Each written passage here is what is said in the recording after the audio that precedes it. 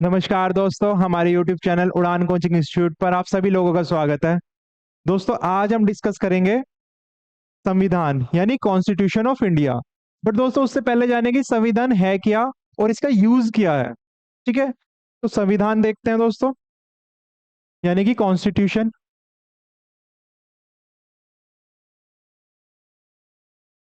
दोस्तों, अगर simple terms में कहूं, संविधान वो नियम और अधिनियम है जिस पर एक लोकतांत्रिक देश चलता है। यानी कि जो नियम और अधिनियम है वो एक दस्तावेज में लिखे जाते हैं, उसी दस्तावेज को हम संविधान कहते हैं। वो नियम और अधिनियम का क्या करते हैं दोस्तों? वो नियम और अधिनियम जनता और उस देश की, अगर कोई देश की बात करूं तो जनता और उस देश की सरकार को फॉलो करने होते हैं। ठीक है, तो वो होता है हमारा संविधान। दोस्तों, संविधान संविधान हमें तीन बॉडी प्रोवाइड करता है गवर्नमेंट की। ठीक है, तीन बॉडी किसकी? गवर्नमेंट की। तीन बॉडी प्रोवाइड करता है गवर्नमेंट की। सबसे पहली है दोस्तों लेजिस्लेशन। दूसरी है दोस्तों एग्जीक्यूटिव। एंड तीसरी है दोस्तों जजुडिशरी। यानी कि पहली है विधायिका, जो विधि बनाती है। विधि यानी कि ये जो नियम और कानून बनाए जाते हैं वो किसके द्वारा बनाए जाते हैं? विधायिका द्वारा। दूसरी है दोस्तों एग्जीक्यूटिव, यानी कि कार्यपालिका। यानी कि कार्यपालिका जो लेजिस्लेशन रूल बनाता है, यानी ये नियम और अधिनियम जो बनाती है उसको लागू करने का काम किसका है? एग्जीक्यूटिव यानी कार्यपालिका का। तीसरी है दोस्तों जजुडिशरी, यानी न्यायपालिका। अब ये हमारी डिसाइड करती है कि जो ये नियम और अधिनियम लेजिस्लेशन द्वारा बनाए गए हैं उससे किसी के मतलब मौलिक अधिकार या मानव अधिकारों का हनन तो नहीं हो रहा है। ठीक है, ये चीज, इस चीज की जांच कौन करती है? न्यायपालिका। तो ये तीन चीजें इस तरह से व्यवस्था की गई है संविधान में कि इन तीनों का आपस में हाँ, एक तरह से दबदबा एक दूसरे पे बना रहे और एक दूसरे के काम को क्लैश भी ना करे। ठीक है, तो इस तरह से व्यवस्था की गई है हमारे कॉन्स्टिट्यूशन में। दोस्तों, मैंने एक वर्ड बोला मानवाधिकार या मौलिक अधिकार। तो ये मानवाधिकार और मौलिक अधिकार का सबसे पहला जो कंसेप्ट आया था वो दिया था राजा जॉन ने, जो कि इंग्लैंड के राजा थे। कौन थे राजा? राजा जॉन। ये दोस्तों इंग्लैंड के राजा थे। 1215 ईस्वी में इन्होंने एक मैग्ना कार्टा पास किया। क्या पास किया? Magna carta. मैग्ना कार्टा क्या होता है? मैग्ना कार्टा दोस्तों एक प्रपत्र होता है जो कि जारी किया जाता है राजा द्वारा। ठीक है, तो इन्होंने अपने दरबारियों के अधिकारों के लिए एक मैग्ना कार्टा पास किया, एक प्रपत्र पास किया, जिसमें यह लिखा हुआ था कि that the king and his government is not above law. यानी कि राजा और उसकी सरकार कानून के ऊपर नहीं है, यानी सर्वोच्च पे क्या है? कानून। यानी कि सभी मानवों को अधिकार है अपना लाइफ को जीने का। ठीक है, तो इस बात पे इन्होंने एक मैग्ना कार्टा पास किया, जो कि सबसे पहली बार लिखित रूप में पास किया था। कैसे रूप में पास किया था? ये लिखित रूप में पास किया था। ठीक है, क्या पास किया था मैग्ना कार्टा में? कि that the king and his government is not above law. ठीक है, इसी वजह से इस मैग्ना कार्टा को क्या कहा जाता है? इसको ही मानव अधिकारों और मौलिक अधिकारों का जनक एक तरह से बोला जाता है। ठीक है दोस्तों, तो ये बात हो गई मानव अधिकारों की। अब बात करते हैं संविधान की, कि संविधान सबसे पहले किस देश का लिखा गया। तो दोस्तों, अगर संविधान की बात करें तो संविधान सबसे पहले अमेरिका का लिखा गया, यानी लिखित रूप में। ठीक है, अमेरिका का लिखा गया। किसके द्वारा लिखा गया? वो लिखा गया दोस्तों जेम्स मेडिसन द्वारा। James Madison. ठीक है, इसके द्वारा लिखा गया? जेम्स मेडिसन द्वारा। इसी वजह से दोस्तों इनको अमेरिका के संविधान का जनक या विश्व के संविधान का जनक इन्हीं को ही कहा जाता है। ठीक है, चाहे क्वेश्चन आ जाए कि अमेरिका के संविधान के जनक किसको कहा जाता है? James medicine. एंड विश्व के संविधान का जनक किसको कहा जाता है? James Madison. ठीक है, क्योंकि इन्होंने सबसे पहली बार संविधान लिखित रूप में जारी किया। क्लियर? तो दोस्तों ये जेम्स मेडिसन कौन थे? ये दोस्तों फोर्थ प्रेसिडेंट थे, फोर्थ नंबर के प्रेसिडेंट थे अमेरिका के। तब इन्होंने ये जो संविधान है इसको लिखित रूप में लिखा अमेरिका के लिए। ठीक है, अब बात करें दोस्तों भारतीय जब संविधान का जनक, आप जानते होंगे भारतीय संविधान का जनक कौन है?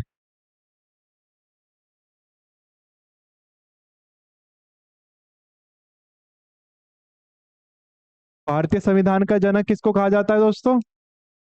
वो कहा जाता है डॉक्टर B.R. अम्बेडकर, यानी भीमराव अंबेडकर को। ये आप जानते होंगे, भारतीय संविधान का जनक इनको कहा जाता है, क्योंकि जो प्रारूप संविधान का तैयार किया था उस प्रारूप समिति के ये अध्यक्ष थे। ठीक है, अभी हम आगे पढ़ेंगे कि किस तरह से इन्होंने प्रारूप तैयार किया, किस पे बेस था, वो 1935 के अधिनियमों पे बेस था, या किस तरह से ये जो संविधान है भारत में लागू हुआ, किस तरह से संविधान सभा का निर्माण हुआ, क्या क्या पहलू थे, ये सभी हम देखते हैं, बट एक सीक्वेंस में, ताकि आपको अच्छे से समझ भी आ जाए और पता लगे कि उस टाइम पे क्या क्या हुआ था। ठीक है दोस्तों, तो एक कहानी शुरू होती है दोस्तों 1600 ईस्वी में। ठीक है, सन 1600 की बात है। इंग्लैंड में, इंग्लैंड की क्वीन थी क्वीन एलिजाबेथ वन। कौन सी क्वीन थी? Queen Elizabeth first. इन्होंने क्या कहा, इन्होंने एक चार्टर पास किया। चार्टर भी एक तरह का प्रपत्र होता था। ठीक है दोस्तों, चार्टर पास किया। चार्टर में क्या कहा इन्होंने? इन्होंने बोला कि एक ईस्ट इंडिया कंपनी बनाओ। क्या बनाओ?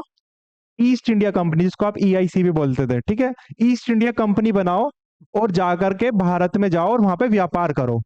ठीक है, तो वहां उन्होंने एक कंपनी बनाई, ईस्ट इंडिया कंपनी। और फिर ये समुद्र के रास्ते, अगर भारत की बात करूं तो ये समुद्र के रास्ते कहाँ पे आए? ये आए गुजरात पोर्ट पे, गुजरात के सूरत पोर्ट पे। ठीक है, सूरत पोर्ट पे आ गए ये। ठीक है, समुद्र के रास्ते, समुद्र के रास्ते आ गए, फिर ये गए सीधा यहाँ से दिल्ली, क्योंकि दिल्ली में उस टाइम पे क्या चल रहा था? उस टाइम पे मुगल्स थे, तो मुगल के ये जो दिल्ली का बादशाह था वही भारत का बादशाह माना जाता था, है ना। तो ये सूरत पोर्ट पे आकर के कहाँ गए? दिल्ली गए। दिल्ली के किसके फोर्ट में गए? जहांगीर, उस टाइम पे जहांगीर का शासन था वहां पे। ठीक है, तो जहांगीर के फोर्ट में गए। उन्होंने अपने बताया कि हम भारत में व्यापार करना चाहते हैं, आपके लिए तोहफे लेके आए हैं, महारानी भिजवाए हैं, तो हमें भी व्यापार करने का मौका दीजिए। तो उसने बोल दिया कि ठीक है, आप करिए व्यापार। तो व्यापार करने के टाइम पे जब वो माल लेकर के आते थे, अपना सामान लेकर के आते थे यहाँ पे व्यापार के पर्पज से, अब उन्होंने अपने सोल्जर्स लाना शुरू कर दिया, और अंदर ही अंदर अपने आप को भारत के अंदर इतना मजबूत बना दिया कि वो अब जो टैक्स के रूप में भरते थे इनको, क्या कहते हैं, जो वहां के सम्राट थे उनको जाता था इनकी तरफ से, उनको देना बंद कर दिया। तो इसी तरह से, इसी वजह से इन सम्राट और ईस्ट इंडिया कंपनी के बीच में क्लैशेस होने लगी। तो ऐसी ही एक सबसे बड़ी क्लैश निकल के आई थी 1757 में। कब आई थी दोस्तों? 1757 में, जिसको आप बैटल ऑफ प्लासी के नाम से जानते हैं। Battle of Plassey. ठीक है, बैटल ऑफ प्लासी के नाम से आप जानते हैं। ठीक है, प्लासी आज के टाइम में कहाँ है? बंगाल का एरिया है। ठीक है, अब ये प्लासी का युद्ध किस किस के बीच में हुआ था? ये हुआ था दोस्तों ईस्ट इंडिया कंपनी के बीच में, जिसको लीड किया था रॉबर्ट क्लाइव ने। ठीक है, रॉबर्ट क्लाइव ने। ठीक है, और दूसरे थे जी Nawab of Bengal. Nawab of Bengal, Nawab of Bengal उस टाइम पे कौन थे? उस टाइम पे थे दोस्तों सिराजुद्दौला। ठीक है, सिराजुद्दौला, सिराजुद्दौला और ईस्ट इंडिया कंपनी के बीच में बैटल ऑफ प्लासी हुआ। इसमें सिराजुद्दौला हार गए, क्योंकि जो मीर जाफर, जो कि इनका क्या था? इनका सेनापति था। ठीक है, एक तरह से वजीर बोला जाता था। तो मीर जाफर को ईस्ट इंडिया कंपनी ने अपने साइड मिला लिया, ये कह के कि आप हमें सिराजुद्दौला को हराने में मदद कीजिए, हम तुम्हें नवाब ऑफ बंगाल बना देंगे। ठीक है, तो मीर जाफर ने सिराजुद्दौला से गद्दारी कर दी, और सिराजुद्दौला इसलिए ये युद्ध हार गए। ठीक है, तो जब ये ईस्ट इंडिया कंपनी जीत गई वहां पे युद्ध, देन फिर इसकी पकड़ और मजबूत हो गई बंगाल के ऊपर, यानी बंगाल इन्होंने एक प्रेसिडेंसी के रूप में अपने अंडर ले ली। ठीक है, नेक्स्ट फिर दोस्तों ऐसे ही क्लैश चलते चलते एक और युद्ध देखने के सामने आता है हमारे सामने, जो कि हुआ था 1764 में, जिस युद्ध को आप बोलते हैं battle of Buxar. Battle of Buxar. ठीक है दोस्तों, बैटल ऑफ जो बक्सर था, ये आज के टाइम का बक्सर कहाँ पे? बिहार के आसपास का क्षेत्र है। ठीक है, तो ये बैटल ऑफ बक्सर किस किस दोनों के बीच में हुआ था दोस्तों? ये दिन दोनों के बीच में हुआ था। एक तो ईस्ट इंडिया कंपनी थी एक तरफ तो जिसको दोस्तों इस बार जो आर्मी जो लेड की थी वो की थी हेक्टर मुनरो ने। Hector Munro. ठीक है। हालांकि जो गवर्नर था वो रॉबर्ट क्लाइव ही था। ठीक। तो रॉबर्ट क्लाइव के अंडर हेक्टर मुर्नो ने इसको लेड किया था इस युद्ध को। और दूसरी साइड कौन था? दूसरी साइड था दोस्तों, बहुत सारे थे। सबसे पहला था बलवंत सिंह। ठीक है, ये बलवंत सिंह कौन थे? ये बलवंत थे दोस्तों राजा ऑफ बनारस। ठीक है, कहाँ के थे? बनारस के राजा थे। इनकी कंबाइंड आर्मी थी चार चार लोगों की। पहले थे बलवंत सिंह जो कि राजा थे बनारस के। दूसरे थे दोस्तों नवाब ऑफ अवध। नवाब ऑफ अवध। ठीक है, ये थे दोस्तों सूजा उद्दौला। सूजा उद्दौला। ठीक है। तीसरे थे दोस्तों शाह आलम द्वितीय। शाह आलम सेकंड। ये दोस्तों इस टाइम पे लास्ट मुगल एम्परर आप जानते होंगे, शाह आलम द्वितीय, अगर आपने हिस्ट्री पढ़ी है तो। ठीक है, लास्ट मुगल एम्परर थे जो कि दिल्ली की सल्तनत पे। ठीक है, ये लास्ट मुगल मुगल एम्परर थे। और चौथा था दोस्तों मीर कासिम। मीर कासिम। ठीक है, ये मीर कासिम कौन था? ये था नवाब ऑफ बंगाल। ठीक है। इन चारों की कंबाइंड आर्मी थी और एक साइड पे थी अकेली ईस्ट इंडिया कंपनी, जिसमें अगेन ये फिर हार गए। ईस्ट इंडिया कंपनी फिर जीत गई। तब उसके बाद इन्होंने जो शाह आलम सेकंड जो शाह आलम सेकंड थे उनके साथ एक ट्रीटी साइन हुई कि जो दीवानी होता था ना, टैक्स। क्या आता था? दीवानी। दीवानी दोस्तों क्या था? एक टैक्स था जो ये लोगों से लेते थे। यानी एक रेवेन्यू था जो कलेक्ट किया जाता था राजा के द्वारा, लोगों के द्वारा राजा को दिया जाता था। ठीक है, तो ये कैसा था?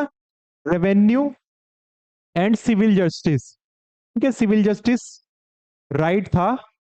ठीक है, ये राइट था दोस्तों रेवेन्यू एंड सिविल जस्टिस का, दीवानी। तो ये शाह आलम वसूलता था लोगों से अभी तक। ठीक है, वसूलता था रेवेन्यू एंड सिविल जस्टिस, यानी न्याय भी वही करता था। ठीक है, तो ये दीवानी जो था, ये इस बैटल ऑफ बक्सर को हारने की ट्रीटी के बाद ईस्ट इंडिया कंपनी को जाने लगा। ठीक है, तो दीवानी पे किसका कंट्रोल हो गया अब यहाँ पे? ईस्ट इंडिया कंपनी, यानी अंग्रेजों को कंट्रोल हो गया। ठीक है, तो ऐसे ही करते करते अपनी जड़ें और मजबूत करते करते इन्होंने, अब ईस्ट इंडिया कंपनी ने क्या सोचा कि यहाँ पे हम व्यापार तो कर ही रहे हैं, क्यों ना शासन किया जाए। अब शासन के लिए क्या चाहिए उनको? नियम बनाने पड़ेंगे। तो इसीलिए सबसे पहला जो नियम आया वो आया रेगुलेटिंग एक्ट। क्या है दोस्तों? Regulating act. तब आया 1773 में कि हम रेगुलेट करेंगे, अब हम कंट्रोल करेंगे इंडिया को। ठीक है, तो सबसे पहला रेगुलेटिंग एक्ट लेकर के आए ईस्ट इंडिया कंपनी 1773 में। इसमें क्या क्या आए थे? इसमें यह आया था सबसे पहली बार केंद्रीय प्रशासन की नींव रखी गई। केंद्रीय प्रशासन कैसे? दोस्तों इनके अंदर मुख्य तीन चार प्रेसिडेंसी थी। पहली बंगाल प्रेसिडेंसी, दूसरी बॉम्बे प्रेसिडेंसी, तीसरी मद्रास प्रेसिडेंसी। ठीक है, तो इन तीनों का जो कंट्रोल था वो किसको दे दिया गया? बंगाल। जो बंगाल का गवर्नर था उसको गवर्नर जनरल बना दिया गया, और बॉम्बे और मद्रास के गवर्नर जनरल को इसके अंडर कर दिया गया। ठीक है, तो ये सबसे पहले बात केंद्रीय प्रशासन की, सारा का सारा जो बॉम्बे और मद्रास का भी जो प्रशासन है वो किसके अंडर कर दिया गया? बंगाल के अंदर। इसलिए सबसे पहली केंद्रीय प्रशासन की जो रूल था वो आया इसमें। ठीक है, और साथ ही क्या, अब जो बंगाल का गवर्नर था उसको बंगाल का गवर्नर जनरल बना दिया गया। ठीक है, ये मैं आपको बता चुका हूं कि बंगाल का गवर्नर जनरल बना दिया गया, और साथ ही मुंबई और मद्रास के गवर्नर को इसके अधीन कर दिया गया। ठीक है, तो इसके अधीन कर दिया गया। और जो सबसे पहले गवर्नर जनरल थे बंगाल के, ठीक है दोस्तों, कंफ्यूज मत होना, गवर्नर जनरल ऑफ इंडिया भी आएगा आगे। ठीक है, तो गवर्नर जनरल ऑफ बंगाल थे सबसे पहले कौन थे? Lord Warren Hastings. ठीक है, लॉर्ड वारेन हेस्टिंग कौन थे? गवर्नर जनरल ऑफ बंगाल सबसे पहले। गवर्नर जनरल ऑफ अगर मैं बात करूं इंडिया की, वो विलियम बेंटिंग थे, वो हम आगे पढ़ेंगे। ठीक है, जब वो जब सेपॉय म्यूटिनी होगा। ठीक है, तो अभी आप इस पे ध्यान रखिए कि सबसे पहले कौन थे governor general of Bengal? Lord William sorry Warren Hastings. Okay. और दोस्तों इसमें क्या हुआ? इसमें दोस्तों क्या कहते हैं, एक उच्च सर्वोच्च न्यायालय की व्यवस्था की गई, यानी सबसे पहले सर्वोच्च न्यायालय इन्होंने कोलकाता में बनाया। ठीक है।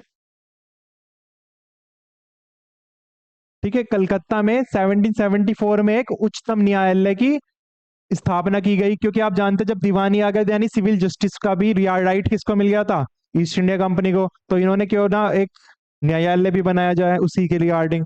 ठीक है। साथ ही एक सरकार की स्थापना की गई कोलकाता में, जिसमें गवर्नर जनरल और उसके अंडर कौन था, उसके परिषद के 4 सदस्य थे। ठीक है दोस्तों, कौन थे?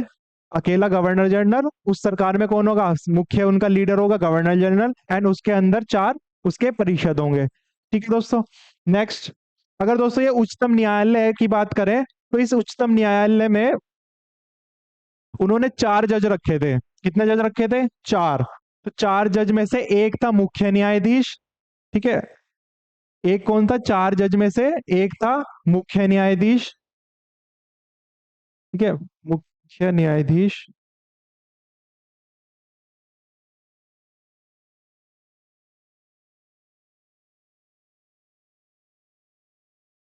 तो मुख्य न्यायाधीश कौन थे दोस्तों? Sir Elijah Impey. ठीक है, ये थे मुख्य न्यायाधीश। और अगर 3 अन्य न्यायाधीशों की बात करूं, तो उनमें से थे चैम्बर्स, लेमिंस्टर और हाइड। ठीक है, ये 3 थे दोस्तों, जो कि क्या थे? अन्य न्यायाधीश।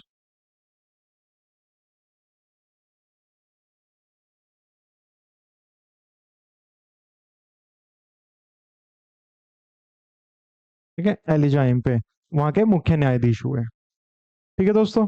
देन उसके बाद फिर एक और क्या कहते हैं, एक और एक्ट इन्होंने निकाला, जिसको एक्ट ऑफ सेटलमेंट कहा। ये निकाला दोस्तों 1781 में। 1781 में एक ये एक्ट ऑफ सेटलमेंट में क्या था, इसमें ये था कि कंट्रोल तो कर रहा है गवर्नर जनरल मद्रास और बॉम्बे की प्रेसिडेंसी को, लेकिन अब उनके लिए रूल भी बना सकता है। ठीक है, तो यानी जो भी कुछ खामियां रह गई थी ना इस रेगुलेटिंग एक्ट में, उनको पूरा किया गया। और साथ ही एक और विधि बनाई गई, एक और नियम बनाया गया, कि जो गवर्नर जनरल ऑफ बंगाल होगा, वो बॉम्बे और मद्रास की प्रेसिडेंसी के लिए रूल भी बनाएगा आपसे। ठीक है, तो कलकत्ता की सरकार को बंगाल, बिहार, ठीक है, उड़ीसा और बाकी जितनी भी प्रेसिडेंसी है, विधि बनाने का भी अधिकार प्रदान किया गया। क्लियर दोस्तों? देन इसके बाद आता है दोस्तों पिट इंडिया एक्ट। कौन सा आता है? पिट इंडिया एक्ट। उस टाइम पे दोस्तों जो वहां के किंग थे, कहाँ के? इंग्लैंड के, जेम्स पिट, उन्होंने इस एक्ट को निकाला। ठीक है, इस एक्ट में क्या हुआ? इस एक्ट में दोस्तों दोहरे प्रशासन का प्रारंभ हुआ। किसका हुआ? दोहरे प्रशासन का। पहले को कहा गया बोर्ड ऑफ डायरेक्टर्स, और दूसरे का को कहा गया बोर्ड ऑफ कंट्रोलर। ठीक है, तो बोर्ड ऑफ जो डायरेक्टर्स था, वो व्यापारिक मामलों के लिए बनाया गया, कि ये सिर्फ व्यापारिक मामले देखे करेगा। और बोर्ड ऑफ कंट्रोलर राजनीतिक मामलों के लिए बनाया गया, कि ये सिर्फ राजनीतिक मामलों को देखा करेगा। ठीक है, तो ये दोहरे प्रशासन का प्रारंभ किया जेम्स पिट ने। नेक्स्ट आया दोस्तों चार्टर अधिनियम। चार्टर अधिनियम 1793 का। इसमें क्या हुआ, कि जो ये सदस्य हैं नियंत्रण बोर्ड के, ठीक है, ये जो बोर्ड हमने पढ़े, ठीक है, इसके जो सदस्य हैं, इनको जो वेतन मिलेगा वो ईस्ट इंडिया कंपनी नहीं देगी, वो भारतीय राजस्व से मिलेगा। किससे मिलेगा? भारतीय राजस्व। ठीक है, जो इनके सदस्य हैं, इनको वेतन जो मिलेगा वो किससे मिलेगा? वो भारतीय राजस्व से मिले करेगा आपसे। यानी भारत का पैसा अब इनको भी दिया जाया करेगा वेतन के रूप में। तभी तो दादा भाई नौरोजी ने एक ड्रेन का सिद्धांत दिया था, जिसमें उन्होंने ये बोला कि 1/4 राजस्व भारत का इंग्लैंड जा रहा है, जो कि इम्पेक्ट कर रहा है भारत को अकाल की तरफ धकेलने के लिए, यानी सूखा और अकाल का कारण बनेगा आगे चल के। ठीक है, तो ये बना भी, सही बात थी उनकी। तो दादा भाई नौरोजी ने किसका सिद्धांत दिया था? ड्रेन का सिद्धांत। ठीक है दोस्तों, ड्रेन का सिद्धांत। चलिए, नेक्स्ट चार्टर अधिनियम कौन सा आया था दोस्तों? नेक्स्ट चार्टर अधिनियम आया था 1813 में। अब इसके तहत क्या हुआ था? इसके तहत कंपनी के अधिकार पत्र को 20 वर्षों के लिए और बढ़ा दिया गया, कि भाई जो अधिकार पत्र जो पहले से पहले जहांगीर से मिला था, कि भाई ये अधिकार रहेंगे तुम्हारे, अब इसको इन्होंने खुद ही बढ़ा दिया गया 20 वर्षों के लिए, कि तुम ईस्ट इंडिया कंपनी को और वहां पे शासन और क्या कहते हैं व्यापार के लिए अब बनाए रखो। तो 20 वर्षों के लिए और बढ़ा दिया गया। ठीक है, नेक्स्ट, कंपनी के भारत के साथ व्यापार करने के एकाधिकार को छीन लिया गया। यानी कि अब इसमें यह बोल दिया गया कि भाई जो कंपनी है वो व्यापार नहीं करेगी भारत में, वो सिर्फ केवल और केवल शासन करेगी भारत में। ठीक है, लेकिन अभी भी जो भारत के पड़ोसी देश जैसे चाइना हो गया, बर्मा हो गया, ठीक है, बर्मा तो उस टाइम पे नहीं बना था, ये तो बाद में बना, बट चाइना हो गया और उसके भी पड़ोसी देश हो गए, वहां पे वो चाय का व्यापार कर सकती है कंपनी। लेकिन भारत में व्यापार करने के अधिकार को छीन लिया गया और साथ ही उसको सिर्फ शासन करने का अधिकार दिया गया। ठीक है, तो इसलिए इसमें सिर्फ चाइना के साथ व्यापार करने और उसके पूर्वी देशों के साथ चाय का व्यापार करने की अनुमति थी। और इन 20 वर्षों के लिए इन अधिकारों का प्राप्त रहा इनको, कि वहां पे वो चाय का अधिकार, चाय की व्यापार कर सकते हैं। ठीक है, लेकिन भारत में इस अधिकार को छीन लिया गया, सिर्फ शासन का अधिकार दिया गया। क्लियर? तो कुछ सीमाओं के अधीन सभी ब्रिटिश नागरिकों के लिए भारत के साथ व्यापार खोल दिया गया, कि अब जो सामान्य नागरिक होंगे ना, ईस्ट इंडिया कंपनी से अलग, जो इंग्लैंड में उनके सामान्य नागरिक हैं, वो आप भारत आकर के व्यापार कर सकते हैं। ठीक है, उनको किसी से पूछने की जरूरत नहीं है, कि मतलब कि जैसे ईस्ट इंडिया कंपनी आई थी जहांगीर के फोर्ट में, वहां जाने की जरूरत नहीं है। अब कंपनी उन्हें उन्हें अधिकार दे दिया है कि वो इंडिया आकर के आप व्यापार कर सकते हैं, यानी वहां के लोकल लोगों को भी। ठीक है, तो ये इन्होंने इस चार्टर में डाला। नेक्स्ट, ईसाई पादरियों को, अभी तक दोस्तों जो ईसाई पादरी थे, यानी जो चर्च में बैठते हैं, ठीक है, उनको अनुमति नहीं थी भारत आने की, लेकिन अब वो भी सबसे पहली बार इसी चार्टर एक्ट के तहत यहाँ पर आए और उन्होंने काफी संस्थान खोले अपने, यानी चर्च वर्च टाइप के। ठीक है, तो आज्ञा प्राप्त करके भारत आने की सुविधा उनको मिल गई, कि आप आज्ञा लीजिए सर ईस्ट इंडिया कंपनी से और भारत आ सकते हैं। ठीक है, तो इस चार्टर एक्ट में ये हुआ। नेक्स्ट था दोस्तों चार्टर अधिनियम 1833 का। इसमें क्या हुआ, इसमें दोस्तों व्यापारिक जो मामले थे ना, यानी जो अभी तक चाइना और बाकी पूर्वी देशों से व्यापार कर सकती थी ईस्ट इंडिया कंपनी, अब इनके सारे व्यापारिक जो अधिकार थे सब छीन ले गए। अब एकमात्र इनका क्या रह गया उद्देश्य, केवल शासन करना, कि अब व्यापार कुछ नहीं करेगी ईस्ट इंडिया कंपनी, अब केवल और केवल क्या करेगी, शासन करेगी। तो वो कब छीने गए इनके सभी अधिकार व्यापारिक, 1833 के चार्टर अधिनियम में। दोस्तों काफी बार क्वेश्चन पूछा गया है, तो ये काफी इंपॉर्टेंट है कि कंपनी के व्यापारिक संपूर्ण व्यापारिक अधिकार कब समाप्त हुए थे, किस चार्टर एक्ट में, वो था 1833 का चार्टर एक्ट। ठीक है, नेक्स्ट था दोस्तों कि बंगाल के गवर्नर जनरल को भारत का गवर्नर जनरल कहा जाने लगा। ठीक है, इस चार्टर एक्ट के तहत क्या कर दिया, यानी उन्होंने अब काफी अपना नॉर्थ इंडिया में भी अपनी पकड़ बनानी शुरू कर दी अंग्रेजों ने। और ऐसे ही फिर क्या कहते हैं, सिर्फ खाली बंगाल का गवर्नर जनरल न रह करके वो किसका हो गया, भारत का गवर्नर जनरल हो गया। और भारत का प्रथम गवर्नर जनरल कौन था, विलियम बेंटिक। ठीक है, नेक्स्ट दोस्तों, गवर्नर जनरल की परिषद को राजस्व के संबंध में भी पूर्ण अधिकार मिल गए। यानी कि अब क्या करेंगे, उसकी जो परिषद है वो अब क्या करा करेगी, वो अब बजट भी बनाया करेगी, जो सिर्फ बंगाल का नहीं पूरे भारत देश में लागू है करेगा। ठीक है, तो फिर गवर्नर जनरल को संपूर्ण देश के लिए एक ही बजट तैयार करने का अधिकार इस अधिनियम में मिला। नेक्स्ट दोस्तों, 1834 में एक लॉर्ड मैकाले थे, जिन्होंने सबसे पहली विधि आयोग का गठन किया गया और ये उसके अध्यक्ष थे। ठीक है, 1834 में सबसे पहले क्या बनाया गया, एक विधि आयोग बनाया गया, जिसके अध्यक्ष कौन थे, लॉर्ड मैकाले। ठीक है, इसी अधिनियम के तहत इस विधि आयोग का गठन किया गया था। नेक्स्ट दोस्तों, नेक्स्ट आया चार्टर अधिनियम 1853 का। दोस्तों ये काफी इंपॉर्टेंट है, क्योंकि इसी के बाद ही क्या हो गया था, फर्स्ट वॉर ऑफ इंडिपेंडेंस, जो कि 1857 में हुआ था। ठीक है, तो इस अधिनियम के द्वारा क्या हुआ, इस अधिनियम के द्वारा जो सेवाओं के जो पहले नामजदगी के सिद्धांत पे भर्ती करते थे ना इसको, तो महत्वपूर्ण सेवाओं के लिए अब वो क्या करने लगे, वो प्रतियोगी परीक्षा करने लगे। जैसे आजकल होते हैं ना एग्जाम्स होते हैं, जो सिविल सर्विसेज एग्जामिनेशन होते हैं, इनको क्रैक करो और वो पद पालो, तो उस पद के लिए अब क्या कर होया करेगी, प्रतियोगी परीक्षा होया करेगी। ठीक है, तो प्रतियोगी परीक्षा होया करेगी, उसी के बिहाफ पर अब महत्वपूर्ण पदों को जो उसमें सेलेक्टिंग हो गए कैंडिडेट्स, उनको भरा जाएगा। ठीक है, तो ये महत्वपूर्ण पद को भरने की व्यवस्था प्रतियोगी परीक्षा द्वारा इसमें की गई, जिसमें दोस्तों मंगल पांडे भरे थे। एंड देन उन्हीं से ही बंगाल से स्टार्ट हुआ था फर्स्ट वॉर ऑफ इंडिपेंडेंस, वो अभी हम आगे डिस्कस करेंगे। नेक्स्ट दोस्तों, जो गवर्नर जनरल की परिषद थी, उसके जो दो मामले थे ना, विधायिक और साथ ही साथ जो प्रशासनिक थे, है ना, क्योंकि रूल भी वही बना रहे थे और प्रशासन भी वही कर रहे थे, तो इन परिषदों को अब क्या कर दिया गया, अलग अलग कर दिया गया। यानी एक सिर्फ नियम बनाएगी और एक सिर्फ प्रशासन करेगी। तो इसी वजह से जो गवर्नर जनरल की परिषद थे, उसमें 6 नए सदस्य जोड़े गए। ठीक है, 6 नए और पार्षद जोड़े गए, जिनको क्या नाम दिया गया, विधान पार्षद। ठीक है, विधान पार्षद कहा गया। ठीक है, तो ये सारा का सारा किसके अधिनियम के तहत हुआ, 1853 के तहत। अब दोस्तों इनके अत्याचार इतने बढ़ गए थे कि 1857, अब 1857 में क्या हुआ, सेपॉय म्यूटिनी। 1857 में क्या हुआ, सेपॉय म्यूटिनी, जिसको सेपॉय म्यूटिनी कहा किनने, ईस्ट इंडिया कंपनी यानी इंग्लैंड वालों ने क्या बोलते हैं इसको, सेपॉय म्यूटिनी हुआ 1857 में। लेकिन इंडिया क्या बोलती है, इंडिया बोलती है first war of independence, first war of independence, यानी स्वतंत्रता के लिए, ठीक है, स्वतंत्रता के लिए पहला रिवॉल्ट, ठीक है, फर्स्ट वार ऑफ इंडिपेंडेंस बोलती है 1857 का जो विद्रोह हुआ था। और सेपॉय म्यूटी का मतलब है सैनिक विद्रोह, है ना, क्योंकि मंगल पांडे ने स्टार्ट की थी इस रिवॉल्ट को, देन फिर झांसी की रानी, तात्या टोपे, ये सब इन्वॉल्व हुए थे इसमें, है ना। तो ये था फर्स्ट वार ऑफ इंडिपेंडेंस 1857 का, जिसको अगेन किसने जीत लिया था, ईस्ट इंडिया कंपनी में। लेकिन उनको काफी क्षति पहुंची थी इस वॉर से, है ना। तो इसी वजह से अभी तक क्या था यहाँ पे, अभी तक कंपनी रूल कर रही थी, यानी कंपनी जिस तरह से शासन कर रही थी, जिस तरह से वो रूल निकाल रही थी, अलग अलग चार्टर्स निकाल रही थी, ठीक है। तो अभी तक क्या था, कंपनी रूल था, कब तक, 1853 तक, ठीक है। तो अब क्या हुआ, वॉर होने के बाद फिर वहां से इंग्लैंड से हुआ कि ईस्ट इंडिया कंपनी पे भारत में प्रशासन नहीं संभाला जा रहा है, इसी वजह से अब वो लेकर के आए क्राउन रूल।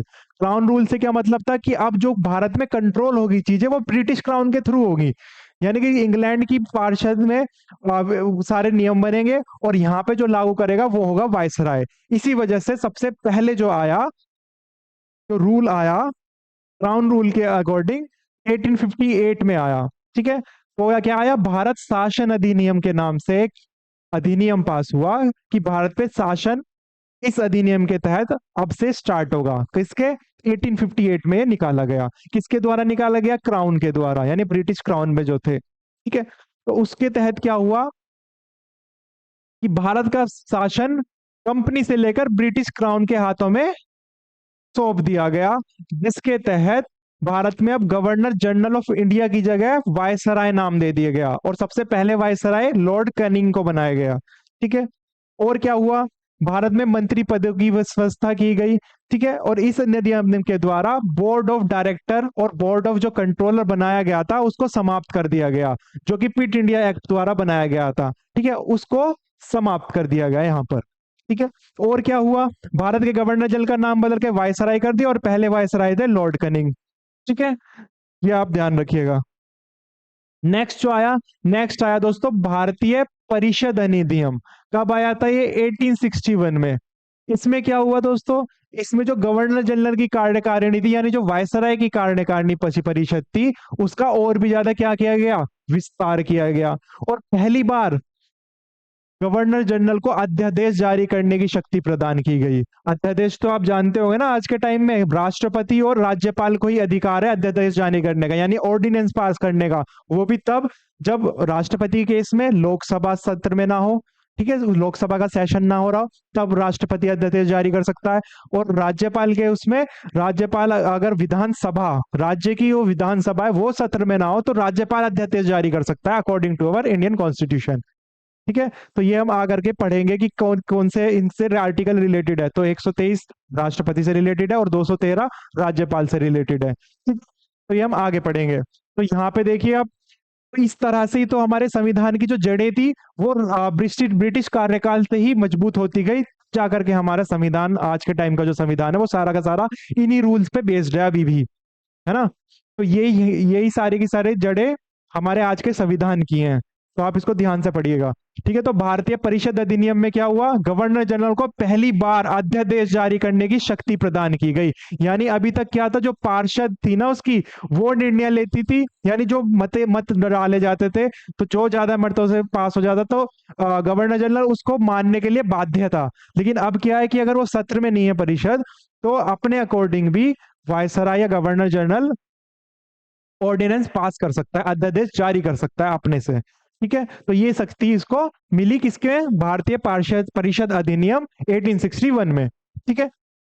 ऐसे अध्यादेश की अवधि मात्र 6 महीने होती थी, ठीक है। तो यानी जो अध्यादेश जारी करेगा वो 6 महीने के लिए ही सिर्फ वो कर सकता है लागू। उसके बाद क्या होगा, परिषद फिर से सत्र में आएगी, देन उस पर डिस्कशन होगा, उसके बाद फिर जो डिसाइड करके जो कंक्लूजन निकलेगा देन फिर वो मान्य होगा हमेशा के लिए। ठीक है, सिर्फ ऑर्डिनेंस कितने महीने के लिए जारी किया कर सकता था, कितने महीने के लिए, 6 महीने के लिए। ठीक है। गवर्नर जनरल को बंगाल, उत्तर पश्चिमी सीमा प्रांत और पंजाब की विधान परिषद स्थापित करने की शक्ति प्रदान की गई। ठीक है, इन प्रांतों में गवर्नर जनरल परिषद क्या कहते हैं स्थापित कर सकता है। ठीक है, इसके द्वारा कानून बनाने की प्रक्रिया में भारतीय प्रतिनिधियों को भी शामिल करने की शुरुआत हुई। ठीक है, कि इसमें तुम भारत प्रतिनिधि को भी शामिल कर सकते हो इनमें से। ठीक है, तो इनमें से किस किस को शामिल किया था लॉर्ड कनिंग ने? लॉर्ड कनिंग ने 3 भारतीयों को शामिल किया था, जिसमें से सबसे पहले थे बनारस के राजा, ठीक है, पटियाला के महाराजा और सर दिनकर राव। ठीक है, ये अपनी इस विधान परिषद में इनको मनोनीत किया था, यानी नॉमिनेट किया था। किसने? लॉर्ड कनिंग ने, क्योंकि उस टाइम के गवर्नर यानी वायसराय कौन थे? Lord cunning. ठीक है, नेक्स्ट आया दोस्तों 1873 का अधिनियम। ठीक है, ये कोई नाम से नहीं आया था, सिर्फ ये 1873 में निकाला गया, तो इसका अधिनियम आया। इसके तहत क्या हुआ कि एक उपबंध किया गया कि ईस्ट इंडिया कंपनी को किसी भी समय भंग किया जा सकता है। ठीक है, क्या किया जा सकता है? ईस्ट इंडिया कंपनी को किसी भी समय भंग किया जा सकता है। यानी अब किसके हाथ में जो रूल है वो किसके हाथ में? क्राउन के हाथ में। और उन्होंने तो भेजा था ना एक चार्टर के तहत कि ईस्ट इंडिया कंपनी आके व्यापार करे और फिर शासन भी करे। ठीक है, तो उसमें इन्होंने इस अधिनियम में क्या निकाला कि अब ईस्ट इंडिया कंपनी को किसी भी टाइम क्या करा जा सकता है? समाप्त किया जा सकता है। ये सिंपल वे में उनको बोल दिया था कि ताकि ईस्ट इंडिया कंपनी ना विद्रोह पे उतर जाए। तो इसलिए इन्होंने पहले ही एक अधिनियम पास कर दिया कि किसी भी समय इसको भंग किया जा सकता है क्राउन क्राउन द्वारा। ठीक है, और इसी वजह से 1 जनवरी 1884 में ईस्ट इंडिया कंपनी को औपचारिक रूप से भंग भी कर दिया इसी अधिनियम के तहत। ठीक है, अधिनियम का पास किया था इन्होंने 1873 में, एंड 1884 में क्या कर दिया? इसको लागू करके ईस्ट इंडिया कंपनी को क्या कर दिया गया? भंग कर दिया गया। ठीक है, नेक्स्ट दोस्तों, नेक्स्ट परिषद अधिनियम एक और आया था 1892 में। इसके तहत क्या हुआ? अप्रत्यक्ष चुनाव। अब दोस्तों दो तरह के चुनाव होते हैं, डायरेक्ट इलेक्शंस और इनडायरेक्ट इलेक्शंस। जनरल वे में बता देता हूं मैं आपको। डायरेक्ट इलेक्शंस वो होते हैं जो हमारे द्वारा यानी जनता द्वारा डायरेक्ट चुने जाए। ठीक है, जैसे हमारे यहाँ के लोकसभा चुनाव हो गए, विधानसभा चुनाव हो गए, है ना? तो ये सब क्या हो गए? Direct elections. लेकिन इनडायरेक्ट इलेक्शंस वो होते हैं दोस्तों जो जिनको हम चुनते हैं उनके द्वारा चुने गए जो व्यक्ति होते हैं। ठीक है, जैसे प्रेसिडेंट के इलेक्शन होते हैं यानी राष्ट्रपति के जो चुनाव होते हैं वो कैसे होते हैं? वो अप्रत्यक्ष चुनाव होते हैं, यानी जिनको हम चुनते हैं उनका एक इलेक्टोरल कॉलेज होता है। ठीक है, जिसमें लोकसभा के मेंबर, राज्यसभा के मेंबर, एमएलए ये सब होते हैं। ठीक है, तो ये जिनको हम चुनते हैं उनके द्वारा चुने गए व्यक्तियों को क्या बोलेंगे? उनके द्वारा किए हुए चुनावों को क्या बोलेंगे? Indirect elections. ठीक है, तो इनडायरेक्ट इलेक्शन की प्रणाली की शुरुआत 1892 की अधिनियम से हुई थी। क्लियर? इसके द्वारा राजस्व और व्यय अथवा बजट पर बहस करने तथा कार्यकारिणी से प्रश्न पूछने की भी शक्ति दी गई। जैसे आप सुनते होंगे ना, लोकसभा में एक विधेयक आया, उस पे पक्ष और विपक्ष ने अपने अपने क्या कहते हैं अपने अपने पक्ष रखे, एंड देन उस पे वोटिंग हुई। जिस अगर उसको समर्थन मिला ज्यादा वोट का तो फिर वो विधेयक बन गया, अदरवाइज उसको खारिज करके नेक्स्ट टॉपिक पे डिस्कशन होता है। तो ये सारी की प्रणाली भी कब से स्टार्ट हुई थी? 1892 के पार्षद अधिनियम से हुई थी स्टार्ट। ठीक है, नेक्स्ट आया भारतीय परिषद अधिनियम, जिसको आप मार्ले मिंटो सुधार भी कहते हैं। वो आया 1909 में। दोस्तों ये जो मार्ले मिंटो थे उस टाइम पे जो वायसराय थे वो लॉर्ड मिंटो थे, एंड जो यहाँ के क्या कहते हैं भारतीय सचिव थे ये, ठीक है, वो मार्ले थे। ठीक है, तो मार्ले और मिंटो ने मिलकर के ये एक अधिनियम पारित किया जिसको मार्ले मिंटो सुधार भी कहते हैं, जो कि 1909 में लागू किया गया था। ठीक है, इसमें क्या था? इसमें पहली बार मुस्लिम समुदाय के लिए एक अलग प्रतिनिधित्व का उपबंध किया गया। यानी ये अब क्या करने लगे? डिवाइड करने लग गए थे यहाँ से कि हिंदू अलग हो गए, मुस्लिम के लिए एक अलग चेहरा होना चाहिए। जिस तरह से हिंदू के लिए एक अलग चेहरा है उसी तरह से मुस्लिम के लिए भी एक अलग चेहरा होना चाहिए। तो इसलिए एक प्रतीक प्रतिनिधित्व का उपबंध किया गया पहली बार मुस्लिम समुदाय के लिए। ठीक है। भारतीयों को भारत सचिव और गवर्नर जनरल कार्यकारिणी परिषदों में नियुक्ति की गई, यानी भारतीयों को भी अब इन वाली पोस्ट में ये मिलने लग गई थी, इनके कार्यकारिणी परिषद में भी, है ना। जैसे यहाँ पे लॉर्ड कनिंग को मिली गई थी कि वो अपनी विधान परिषद के कुछ प्रतिनिधियों को भारतीय में से चुन सकता है, जो कि उसने 3 चुने थे, है ना। सेम ऐसे ही भारतीय सचिव और गवर्नर जनरल यानी ऊपर पोस्ट भी उनको मिलने लग गई है भारतीयों को। ठीक है। नेक्स्ट, केंद्रीय और प्रांतीय विधान परिषदों को पहली बार बजट पर वाद विवाद करने, सार्वजनिक हित के विषयों पर प्रस्ताव पेश करने, पूरक प्रश्न पूछने और मत देने का अधिकार भी इस अधिनियम के थ्रू जारी हुआ। ठीक है, तो ये सब आज के टाइम में भी होता है। ठीक है, अब यहाँ पे देखिए दो दो अलग अलग विधान परिषद बन गए, केंद्रीय अलग हो गया और राज्यों के लिए यानी जिनको प्रांतीय विधान परिषद बोला जाता था वो अलग हो गया, है ना। नेक्स्ट, सत्येंद्र प्रसाद सिन्हा वायसराय की कार्यपालिका परिषद के सबसे प्रथम भारतीय थे, यानी जो वायसराय की कार्यपालिका परिषद थी उसमें सबसे पहले जो भारतीय नॉमिनेट हुए वो कौन थे? सत्येंद्र प्रसाद सिन्हा। ठीक है दोस्तों, इसको ध्यान रखिएगा। नेक्स्ट, भारतीय अधिनियम आया जिसको मॉन्टेग्नी और चेम्सफोर्ड सुधार भी बोला जाता है, ये 1919 में आया दोस्तों। ठीक है, 1919 में इस अधिनियम के तहत क्या हुआ कि केंद्र के द्विसाधात्मक जो विधायिका थी उसकी स्थापना की गई, यानी प्रथम राज्य परिषद और दूसरी केंद्रीय विधानसभा। ठीक है, इनको भी इन्होंने किस में डाल दिया? 2 पार्ट्स में तोड़ दिया गया। ठीक है, एक राज्य के लिए होगी और एक पूरे के पूरे भारत यानी केंद्र के लिए होगी। ठीक है। नेक्स्ट दोस्तों, साथ ही राज्य परिषद में कितने सदस्य रखे इन्होंने? 60 रखे, जिसमें से निर्वाचित कितने होते थे? 34, और 5 वर्ष उनका कार्यकाल होता था, जो कि आज भी है ना। केंद्रीय विधानसभा के सदस्यों की संख्या कितनी थी? 114। ठीक है, जिनमें से 104 क्या होते थे? निर्वाचित होते थे, और बाकी के 40 मनोनीत होते थे। ठीक है, यानी ये नॉमिनेट होते थे किसके द्वारा? वायसराय के द्वारा। ठीक है, इनका कार्यकाल कितने वर्षों का होता था? इनका होता था दोस्तों 3 वर्षों का। नेक्स्ट, भारत का सचिव का अधिकार दिया गया कि वह भारत में महालेखा परीक्षक यानी जो कैग है, कैग आप जान, अभी हम आगे पढ़ेंगे संविधान में कि कैग क्या होता है। कैग होता है दोस्तों comptroller and auditor general of India, जो कि सारा जो जितना भी व्यय किया है सरकार ने वो सबका लेखा जोखा देखता है वो। ठीक है, वो हम आगे पढ़ेंगे। ठीक है, कि किस आर्टिकल में यानी संविधान में इसका किस आर्टिकल में है इसका प्रावधान। ठीक है, तो इसमें सबसे पहले क्या हुआ, इसी वाले मॉन्टेग्न्यू चेम्सफोर्ड सुधार में जो 1919 में आया था, इसमें इसकी नियुक्ति कर सकता है कौन? भारतीय सचिव। ठीक है। नेक्स्ट, इस अधिनियम ने भारत में एक लोक सेवा आयोग का भी गठन किया, है ना। जो ये लोक सेवा आयोग वही है दोस्तों जो आज के टाइम पे आप यूपीएससी कहते हैं, यूनियन पब्लिक सर्विस कमीशन। तो इस आयोग का गठन इसी अधिनियम में हुआ था 1919 के। नेक्स्ट, भारत में पहली बार महिलाओं को वोट देने का अधिकार मिला। अभी तक दोस्तों महिलाओं को वोट देने का अधिकार नहीं था, लेकिन इस अधिनियम के बाद महिलाओं को भी वोट देने का अधिकार मिला कि यानी वह भी वोट कर सकती हैं।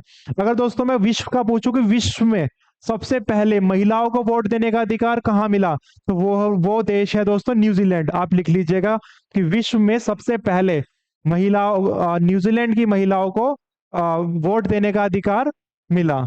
ठीक है, नेक्स्ट चलते हैं दोस्तों। अभी हम इंडिया का संविधान देख रहे हैं कि किस तरह से संविधान बना, यानी किस तरह से प्रक्रिया हुई उसकी।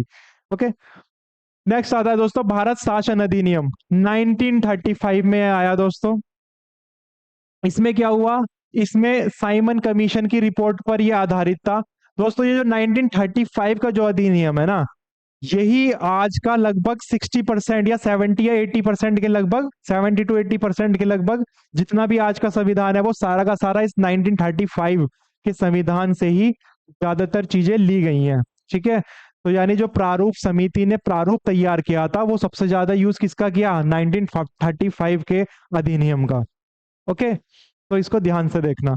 तो साइमन कमीशन की रिपोर्ट पर आधारित था, जिसमें इन्होंने कितने अनुच्छेद निकाले? 321 अनुच्छेद। अगर आज के टाइम की बात करूं तो हमारे भारतीय संविधान में कितने अनुच्छेद है? 395 है। ठीक है, कितने अनुसूची हैं? 12 अनुसूची हैं। तो इस पे कितने निकाले थे इन्होंने? इन्होंने 321 अनुच्छेद निकाले थे। और कितनी अनुसूचियां निकाली थी? 10 अनुसूचियां निकाली थी भारत शासन अधिनियम 1935 में। इनमें से कुछ मुख्य मुख्य पढ़ लेते हैं दोस्तों, जैसे कि अखिल भारतीय संघ, कि एक अखिल भारतीय संघ यानी पूरे भारतीय संघ की स्थापना की जाएगी, जिसमें क्या क्या होगा, जिसमें 11 ब्रिटिश प्रांत होंगे, 6 कमिश्नर क्षेत्र होंगे, चीफ कमिश्नर क्षेत्र, और बाकी की वे देसी रियासतें होंगी जो अपने आप इसमें जुड़ना चाहेंगी। यानी कि उनके ऊपर कोई प्रबंध नहीं है कि उनको जुड़ना ही है, यानी उनके ऊपर डिसीजन लेने का मतलब उनको निर्णय लेने का उन्हीं पे ही छोड़ दिया कि आपको अब जुड़ना है भारतीय संघ में तो आप जुड़ सकते हैं, अगर नहीं जुड़ना तो वो आपकी मर्जी। ठीक है, तो ब्रिटिश प्रांत होने चाहिए उसमें, 6 चीफ कमिश्नर क्षेत्र होने चाहिए, और बाकी की देसी रियासतें होनी चाहिए। ठीक है, तो इसमें जो ये 11 ब्रिटिश प्रांत थे ना, इनका जो था, इनका तो अनिवार्य था सम्मिलित होना, कि ये जरूर होंगे ही होंगे, क्योंकि वो ब्रिटिश के अंदर है, उनको अखिल भारतीय संघ बनाना है। ठीक है, और चीफ कमिश्नर भी हो गए थे, लेकिन देसी रियासतों में से एक भी रियासत इसमें आकर के नहीं जुड़ी थी। सबको अपने अलग, उनको स्वेच्छा दे दिया, तो यानी कि उन्होंने मना कर दिया जुड़ने से, एक भी देसी रियासत इसमें आकर के नहीं जुड़ी। ठीक है, इसी वजह से इसको फिर खारिज कर दिया गया। ठीक है, इस वाले रूल को फिर खारिज कर दिया गया। नेक्स्ट दोस्तों, केंद्र में द्वैध शासन की स्थापना हुई। ठीक है, द्वैध शासन से क्या समझते हैं आप? इसमें दोस्तों क्या हुआ, इसमें केंद्र और प्रांतीय विधानमंडलों के बीच में इनकी जो शक्तियां हैं वो वितरित की गई। कि जैसे आपको याद होगा कि एक संघ सूची होती है ना, 3 तरह की सूची पढ़ते हैं ना। पहली केंद्र असंघ सूची होती है, यानी क्या कहते हैं, जिसपे सिर्फ केंद्र सरकार रूल बनाती है। दूसरी राज्य सूची होती है, जिसपे सिर्फ राज्य सरकार बनाती है, बट केंद्र भी बना सकती है अगर वो बहुत ज्यादा मुख्य और विशेष हो। ठीक है, एक होती है समवर्ती सूची। तो इन चीजों को, जैसे अलग अलग सब्जेक्ट्स होते हैं ना इनमें, तो ऐसे ही इन दोनों की क्या कहते हैं, यानी केंद्र और राज्य विधानमंडलों के बीच में इनको बांट दिया गया, इनकी शक्तियों को। ठीक है, तो द्वैध शासन की स्थापना की गई। नेक्स्ट, संघीय न्यायालय की व्यवस्था की गई। ठीक है, और साथ ही ब्रिटिश सांसद की सर्वोच्चता होनी चाहिए। यानी कि देखिए, इतना सारा चीज होने के बाद भी इन्होंने क्या बोला, कि जो ब्रिटिश सांसद में एक कोई अधिनियम पास होगा ना, उसको भारत में ला करके परिवर्तन नहीं किया जा सकता। यानी उन्होंने जो पास कर दिया उसी को ही सर्वोच्च समझा जाएगा। ठीक है, उसको परिवर्तन नहीं किया जा सकता, इसलिए उन्होंने ब्रिटिश सांसद की सबसे ज्यादा सर्वोच्चता इसमें कर दी। ठीक है, नेक्स्ट, भारत परिषद का अंत कर दिया गया। जो भारत परिषद इन्होंने किया था वो उसका अंत कर दिया गया। नेक्स्ट, इस अधिनियम में प्रस्तावना का अभाव था। यानी कि इसमें जैसे आज के हमारा जो कॉन्स्टिट्यूशन है, उसका सबसे पहला पार्ट दोस्तों प्रियम्बल है, जिसको आप प्रस्तावना या उद्देशिका भी कहते हैं। ठीक है, तो इसमें इन्होंने अनुच्छेद तो बना दिए, लेकिन प्रस्तावना नहीं बनाई, तो इसलिए इसमें प्रस्तावना नहीं थी। ठीक, इसके द्वारा बर्मा को भारत से अलग कर दिया गया। दोस्तों, बर्मा जो आज के टाइम का म्यांमार है, ठीक है, उसको, वो पहले भारत में ही आता था, भारत प्रांत में ही आता था, लेकिन अब उसको क्या कर दिया गया, अलग कर दिया गया। ठीक है, साथ ही इसके अंतर्गत देश की मुद्रा और साख पर नियंत्रण के लिए भारतीय रिजर्व बैंक की स्थापना की गई। ठीक, तो आरबीआई की स्थापना इस अधिनियम के तहत ही हुई थी, 1935 के अधिनियम द्वारा। ओके, इसने मताधिकार का विस्तार किया, जो कि लगभग कितना था, 10% जनसंख्या को अधिकार, मत कर देने का अधिकार मिल गया। ओके, नेक्स्ट चलते हैं। नेक्स्ट दोस्तों आया स्वतंत्रता अधिनियम। आप जानते हैं 1947 15 अगस्त को देश आजादी हो गया था, तो इसलिए फिर उन्होंने एक लास्ट अधिनियम निकाला, कौन सा, 1947 का, जो कैसे आया, भारतीय स्वतंत्रता अधिनियम के पास आपके नाम से पारित हुआ। ओके, इस अधिनियम में क्या था, कि ब्रिटिश संसद में जो 4 जुलाई 1947 को एक अधिनियम पारित हुआ, जिसका नाम क्या था, भारतीय स्वतंत्रता अधिनियम। ठीक है, जो कि 18 जुलाई को स्वीकृत हो गया ब्रिटिश संसद में। ओके, ब्रिटिश संसद में क्या हुआ, स्वीकृत हो गया। अभी आपको मैं बताऊंगा कि किस तरह से वो स्वीकृत हुआ ब्रिटिश संसद में, क्योंकि वहां पे क्या हुआ था, लेबर पार्टी जीत गई थी। अब लेबर पार्टी एक तरह से जो करंट में क्राउन पार्टी थी ना, ठीक है, जो मेन पार्टी थी वो हार गई थी, लेबर पार्टी जीत गई थी, जो कि एक तरह से अपोजिशन थी उस पार्टी की। ओके, तो लेबर पार्टी क्या करती थी, लेबर पार्टी भारतीय स्वतंत्रता का वो करती थी, सपोर्ट करती थी, यानी समर्थन देती थी। और जब वो वहां पे जीत गई, तो सांसद में जो ब्रिटिश सांसद है उनका दबदबा हुआ, इसलिए उन्होंने कैबिनेट मिशन बना करके यहाँ पे चीजों को पहले समझा और देखा, एंड देन फिर उसके बाद वहां जाकर के इस अधिनियम को पारित किया और स्वीकार भी करवाया, और उसी के बाद भारत आजाद हो पाया। ओके, तो लेबर पार्टी ने हमारा साथ दिया था। ठीक है, तो इस अधिनियम में कितनी धाराएं निकाली उन्होंने? 20 धाराएं थी। ये दो, उनमें से कुछ प्रमुख देख लेते हैं दोस्तों, जो एग्जामिनेशन पॉइंट ऑफ व्यू से काफी इंपॉर्टेंट है। जिसमें से उन्होंने दो अधिराज्य बनाए। कौन कौन से? एक भारत और एक पाकिस्तान। ठीक है, अभी अब मैं आपको ये भी बताऊंगा कि संविधान सभा का किस तरह से गठन हुआ और पाकिस्तान को क्यों अलग करा गया। ठीक है, यानी पाकिस्तान वालों ने किस तरह से डिमांड करी, किसके बेसिस पे डिमांड करी कि हमें एक अलग, मुस्लिमों के लिए अलग पाकिस्तान चाहिए, मतलब भारत से अलग। ओके, तो हम आगे देखेंगे। अभी आप समझिए कि इसमें दो अधिराज्यों की स्थापना की गई। ठीक है, 15 अगस्त 1947 को भारत और पाकिस्तान को अलग अलग कर दिया गया। ठीक है, और जो भी जितने भी ये क्या कहते हैं, प्रांत प्रांत थे, जितने भी ये जो रियासतें थी, देशी रियासतें, उनको पूरी छूट दी गई कि जिनमें से जो भी भारत की तरफ मिलना चाहते हैं वो भारत में आकर के मिल सकते हैं, जो पाकिस्तान में मिलना चाहे वो पाकिस्तान में जाकर के मिल सकते हैं। ओके, नेक्स्ट, सत्ता का उत्तरदायित्व दोनों अधिराज्यों की संविधान सभा को सौंपी गई। यानी कि दोनों की अलग अलग संविधान सभाएं बनी हुई। ओके, तो इन दोनों को उनका उत्तरदायित्व सौंपा गया। ठीक है, भारत और पाकिस्तान दोनों अधिराज्यों में अपना अलग अलग गवर्नर जनरल होगा, जिसकी नियुक्ति उसकी मंत्रिमंडल की सलाह से की जाएगी। ठीक है, संविधान सभा का विधानमंडल के रूप में कार्य करना, कि जब तक विधानमंडल नहीं बनता यानी चुनाव के बाद, तब तक संविधान सभा किस तरह से कार्य करेगी? विधानमंडल का भी कार्य संभालेगी। ओके, देन फिर 1935 में भारतीय संविधान द्वारा शासन होगा। यानी जब तक भारत अपना संविधान नहीं बना देता, तब तक जो जो अधिनियम 1935 में उन्होंने 321 अनुच्छेद निकाले थे, उसी के बेसिस पे यहाँ पर शासन होगा। क्योंकि दोस्तों, रूल तो चाहिए है ना, किसी भी चीज को आप कंट्रोल करोगे उसके लिए रूल्स तो चाहिए होंगे। तो जब तक भारत अपना संविधान नहीं बना लेता, तब तक कौन से रूल फॉलो करेगा भारत? जो कि 1935 में वो 321 अनुच्छेद और 10 अनुसूचियां इन्होंने बनाई थी, उसी के बेसिस पे भारत में शासन होगा। ठीक है, और साथ ही क्या, देशी रियासतों पर ब्रिटेन की सर्वोपरिता का अंत कर दिया गया, कि भाई अब ब्रिटेन तुम्हें कंट्रोल नहीं करेगा, तुम अब स्वतंत्र रूप से अपने डिसीजन ले सकते हो कि आपको भारत में मिलना है या फिर आपको पाकिस्तान में मिलना है। ठीक है, तो इनको स्वतंत्र छोड़ दिया गया। क्लियर दोस्तों? अब मैंने बात करी दोस्तों यहाँ पे संविधान सभा की। तो अब ये संविधान सभा, संविधान की मांग, जो बीच में एक स्वराज पार्टी भी बनाई गई थी। ठीक है, ये सब कहाँ से आया और किस लिए आया, ये देख लेते हैं थोड़ा। ठीक है, तभी आपको ये सब चीजें समझ में आएगी। कैबिनेट मिशन किसने बनाया? तो ये बेसिकली उस लेबर पार्टी ने ही बनाया था।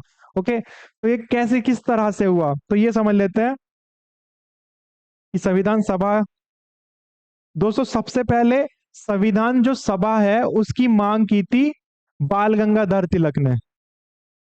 चलिए दोस्तों देखते हैं संविधान सभा कि इसको बनाने की मांग किसने की थी सबसे पहले, किसके बिहाफ पर ये बनी थी। ठीक है, तो जो दोस्तों सबसे पहले मांग की थी वो की थी बाल गंगाधर तिलक ने। कब की थी? 1895 में। 1895 में बाल गंगाधर तिलक ने सबसे पहले इसकी संविधान सभा की मांग की थी। इन्होंने कहा था कि भाई भारत को भी एक संविधान की अपने जरूरत है। बाल गंगाधर तिलक, इन्होंने किस तरह से मांग की थी? इन्होंने दोस्तों एक विधेयक पारित किया था, जिसको आप स्वराज विधेयक के नाम से जानते होंगे। स्वराज विधेयक, स्वराज विधेयक में इन्होंने ये कहा था कि भाई भारत की भी एक संविधान सभा होनी चाहिए जो भारत के लिए संविधान का निर्माण करे, है ना? क्योंकि इनको पता था एक ना एक दिन जाकर के हम क्या होंगे? स्वतंत्र होंगे। स्वतंत्रता के बाद हमें क्या करना पड़ेगा? हमें जो भारत स्वतंत्र हो जाएगा उसके लिए नियम चाहिए होंगे, नियम और अधिनियम चाहिए होंगे, और उस नियम और अधिनियम को बनाने के लिए हमें एक संविधान सभा की जरूरत पड़ेगी। ठीक है, तो इन्होंने स्वराज विधेयक पारित किया, जिसमें इन्होंने संविधान सभा की भारत के लिए मांग की। ठीक है, लेकिन उसको ऐसी एक तरह से उसको ऐसे ही खारिज कर दिया, ऐसे ही टरका दिया, किसने? ब्रिटिश सांसद ने। देन उसके बाद जो हमारे महात्मा गांधी थे, ठीक है, महात्मा गांधी जी ने क्या किया? महात्मा गांधी जी ने एक पत्रिका लिखी थी। उस पत्रिका का नाम था यंग इंडिया। क्या था दोस्तों? Young India. यंग इंडिया पत्रिका में इन्होंने क्या लिखा? इन्होंने कहा कि भाई संविधान सभा बननी चाहिए, और वो भी भारतीयों के लिए, जो कि भारतीयों की इच्छाओं के अकॉर्डिंग संविधान का निर्माण करे। ठीक है, तो ये इन्होंने कब पत्रिका जारी की थी? ये की थी दोस्तों 1922 में। ठीक है, यंग इंडिया पत्रिका में इन्होंने संविधान सभा के बारे में भी लिखा। नेक्स्ट दोस्तों, अगर बात करें स्वराज पार्टी की, ठीक है, कौन सी party? Swaraj party. Swaraj party ने सर्वप्रथम 1924 में, सर्वप्रथम 1924 में क्या किया? कि सर्वप्रथम इन्होंने क्या किया?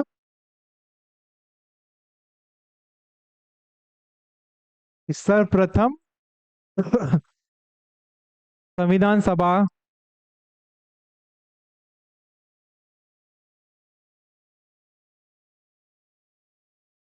की एक संविधान सभा बननी चाहिए, इसका एक विधेयक प्रस्तुत किया।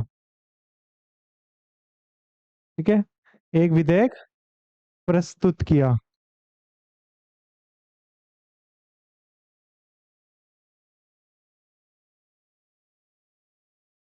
ठीक, तो ये किसने किया था? सबसे पहली पार्टी कौन सी थी? स्वराज पार्टी, जिन्होंने 1924 में ये कहा। ठीक है, नेक्स्ट दोस्तों एक आता है M N Roy. M N Roy, M N Roy ने क्या करा था? एम एन रॉय जी ने कहा कि जैसे अब इन्होंने कहा था 1934 में, ठीक है, 1934 में कहा कि भाई अब जैसे भारत स्वतंत्रता की ओर बढ़ता जा रहा है, तो हमें अब संविधान बनाना ही चाहिए। ठीक है, तो इसलिए अब संविधान सभा का निर्माण किया जाए। ओके, तो इन्होंने क्या करा था? सबसे पहले डिमांड की थी। ठीक, तो एक तरह से हम क्या कह सकते हैं इसको, क्या कहते हैं इसको, फॉर्मल डिमांड। ठीक है, फॉर्मल डिमांड की थी किसने? एम एन रॉय जी ने। कब की थी? 1934 में। ठीक है, इसी के बिहाफ पे 1946 में संविधान सभा का गठन किया गया। अब वो किस तरह से हुआ, उसके पीछे का प्रोसेस भी जान लेते हैं। तो एम एन रॉय जी ने सबसे पहले फॉर्मल डिमांड करी 1934 में कि भारत को संविधान सभा की अब जरूरत है। ठीक है, अब इस फॉर्मल डिमांड को, ठीक है, ये फॉर्मल डिमांड जो थी, इसको क्या बना दिया गया? इस फॉर्मल डिमांड को दोस्तों ऑफिशियल डिमांड बना दिया गया। क्या बना दिया गया? Official demand. किसके द्वारा बना दिया गया? ये बना दिया गया दोस्तों कांग्रेस द्वारा। कांग्रेस। कब बना दिया गया ऑफिशियल डिमांड कि संविधान सभा बननी चाहिए? ये बना दिया गया दोस्तों 1935 में। ठीक है, इसको ऑफिशियल डिमांड बना करके प्रस्तुत कर दिया गया ब्रिटिश संसद में। देन फिर ब्रिटिश ने क्या करा कि अब बहुत ज्यादा ये बार बार संविधान संविधान बोले ही जा रहे हैं, तो क्यों ना इनको एक अगस्त ऑफर दिया, 8 अगस्त 1940 में। ठीक है, 1940 में क्या दिया इन्होंने? एक अगस्त ऑफर दिया। अब इस अगस्त ऑफर में क्या था कि इन्होंने एक बोला कि उस टाइम पे क्या चल रहा था? उस टाइम पे द्वितीय विश्व युद्ध चल रहा था। ओके, तो इन्होंने भारतीयों के सामने ये शर्त रखी कि तुम हमारा, कि भारत हमारा साथ दे दे द्वितीय विश्व युद्ध में, यानी अंग्रेजों का साथ दे दे द्वितीय विश्व युद्ध में, हम उनको संविधान के लिए हम बिल्कुल बनाकर देंगे उसके बाद। ठीक है, लेकिन तब तक भारतीय अच्छे से जान चुके थे कि ये ब्रिटिशर्स बोलते कुछ है करते कुछ है, तो साफ साफ मना कर दिया गया भारतीयों द्वारा कि हम तुम्हारा साथ द्वितीय विश्व युद्ध में बिल्कुल भी नहीं देंगे। ठीक है, देन इसके बाद इन्होंने एक क्रिस्प करके निकाला। ठीक है, क्या निकाला? क्रिस्प। ठीक है, क्रिस्प मिशन निकाला, क्रिस्प मिशन निकाला 1942 में। ठीक है, इसके तो चेयरमैन थे, वो कौन थे? Stafford crisp. Stafford crisp. इन्होंने भी यही कहा कि हमें ये आपको क्या कहते हैं संविधान बना के देंगे अगर इंडिया हमारा साथ दे दे अगेन। ठीक है, तो इसको भी भारतीयों ने क्या कर दिया? खारिज कर दिया। अब इसी बीच क्या होता है दोस्तों? 1946 में, 1946 में वहां पर ब्रिटेन में कौन सी पार्टी जीत जाती है? Labour party. ठीक है, लेबर पार्टी। लेबर पार्टी जीत जाती है। आप जानते हैं लेबर पार्टी चाहती थी कि भाई भारत स्वतंत्र हो, क्योंकि तब काफी देश आजाद हो रहे थे वहां पे इसके अंडर से, ब्रिटिशर्स के। ठीक है, तो लेबर पार्टी भारतीय स्वतंत्रता का क्या करती थी? समर्थन करती थी। तो 1956 में वहां पे ये लेबर पार्टी की क्या बन गई? सरकार बन गई। उन्होंने क्या किया? ब्रिटिश संसद में भारतीय स्वतंत्रता अधिनियम पारित किया। एंड देन उसके बाद क्या कहते हैं, इन्होंने क्या कहते हैं, संविधान सभा के बनने के लिए कैबिनेट मिशन तैयारी की। ठीक है, उस कैबिनेट मिशन का कार्य क्या था कि जाकर के देखो भारत में कि वहां पे सच में संविधान की जरूरत है या नहीं।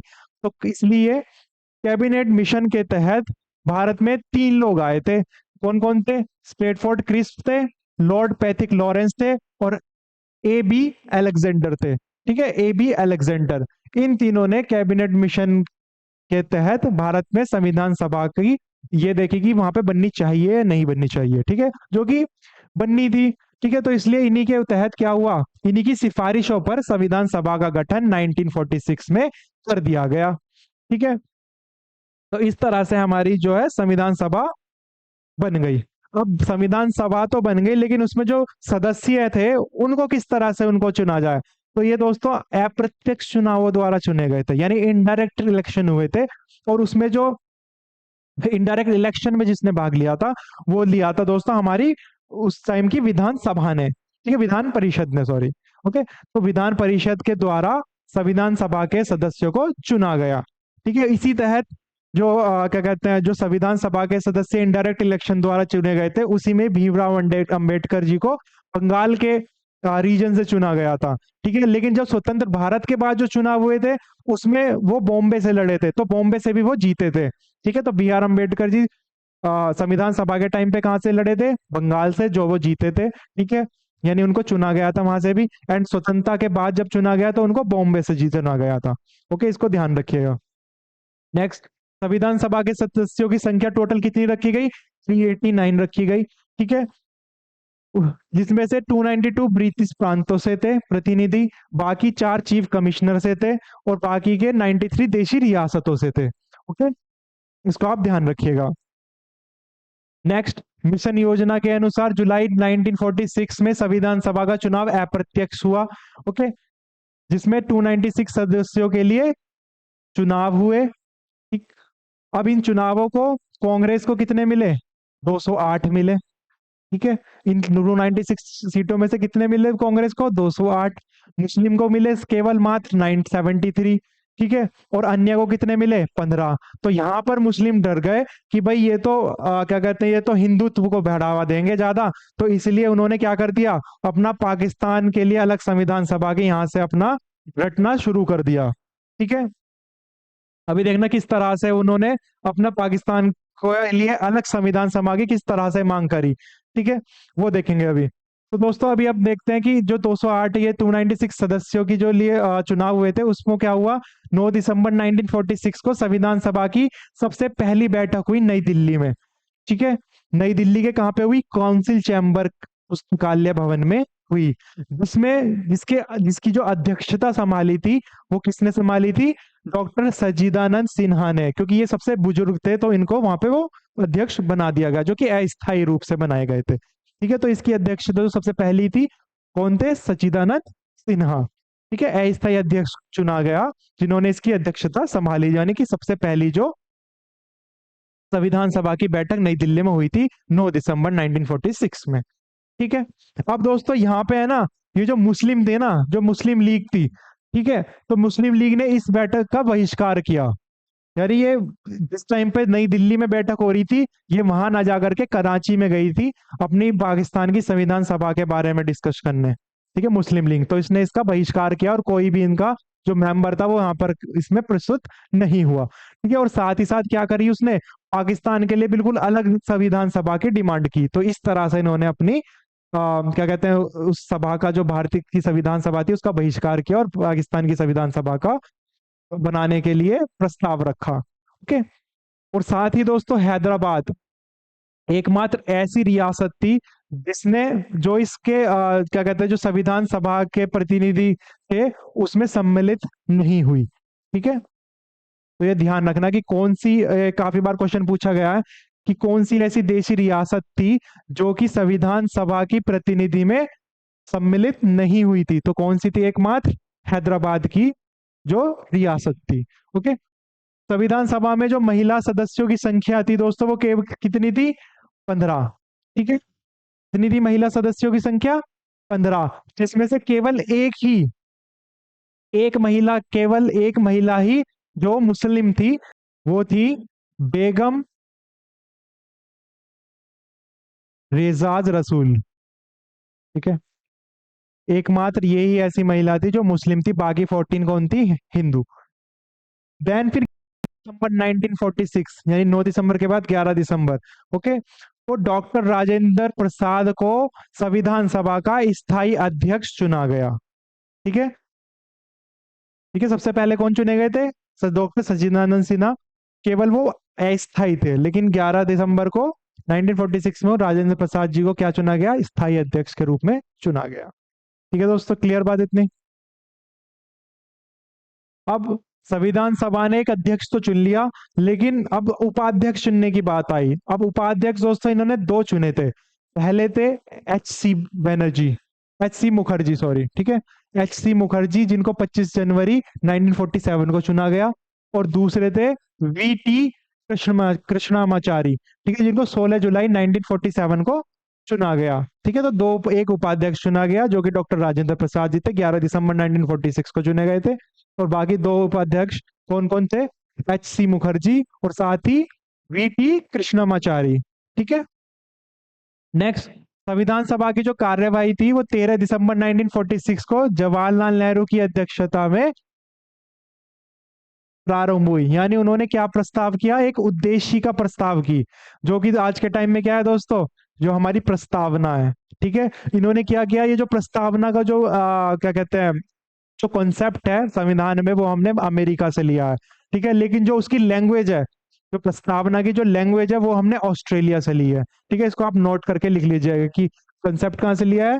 प्रस्तावना यानी प्रियम्बल का अमेरिका से, और उसकी लैंग्वेज कहाँ से यूज की है हमने? ऑस्ट्रेलिया की। ओके, नेक्स्ट, 22 जनवरी 1947 को उद्देश्य प्रस्ताव की गई स्वीकृता के बाद संविधान सभा ने संविधान निर्माण हेतु अनेक समितियां नियुक्त की। दोस्तों काफी बार है ना, ये जो समितियां बनी थी ना संविधान सभा के निर्माण के टाइम पे, उनके अध्यक्ष कौन कौन थे ये पूछी जाती है। ठीक है, सबसे पहली तो मैं आपको बता ही चुका हूँ, जिसने प्रारूप तैयार किया वो कौन थी? प्रारूप समिति, जिसके अध्यक्ष कौन थे? Doctor B R Ambedkar. Okay, तो देख लेते हैं कुछ समितियां। प्रारूप समिति के कौन थे अध्यक्ष? डॉक्टर भीमराव अंबेडकर थे। ठीक है, नेक्स्ट, संचालक समिति, राष्ट्रीय ध्वज तदर्थ समिति, प्रक्रिया नियम समिति, इन तीनों समितियों के कौन थे अध्यक्ष? डॉक्टर राजेंद्र प्रसाद जी थे। नेक्स्ट, संघीय संविधान, संघ शक्ति और प्रांतीय संविधान समिति के जो अध्यक्ष थे वो कौन थे? वो पंडित जवाहरलाल नेहरू जी थे। ठीक है, सॉरी, ये प्रांतीय संविधान समिति के नहीं थे। ठीक है, केवल सिर्फ संघीय संविधान और संघ शक्ति समिति के कौन थे? जवाहरलाल नेहरू जी थे। प्रांतीय संविधान समिति और मौलिक अधिकार और अल्पसंख्यकों, एक जमींदार जनजातियों इन बहिष्कृत क्षेत्रों के लिए जो सलाहकार समिति थी, उन दोनों समितियों के कौन थे? डॉक्टर वल्लभ भाई पटेल, सरदार वल्लभ भाई पटेल जी थे। ठीक है, इन दोनों समितियों के अध्यक्ष। तो आप इसको ध्यान में रखिएगा। ओके, और भी बहुत सारी समिति बनी थी, बट वो इतनी इंपॉर्टेंट नहीं है एग्जामिनेशन पॉइंट ऑफ व्यू से। ओके, तो आप इसका स्क्रीनशॉट ले सकते हैं या नोट्स बना सकते हैं पॉज करके। ओके,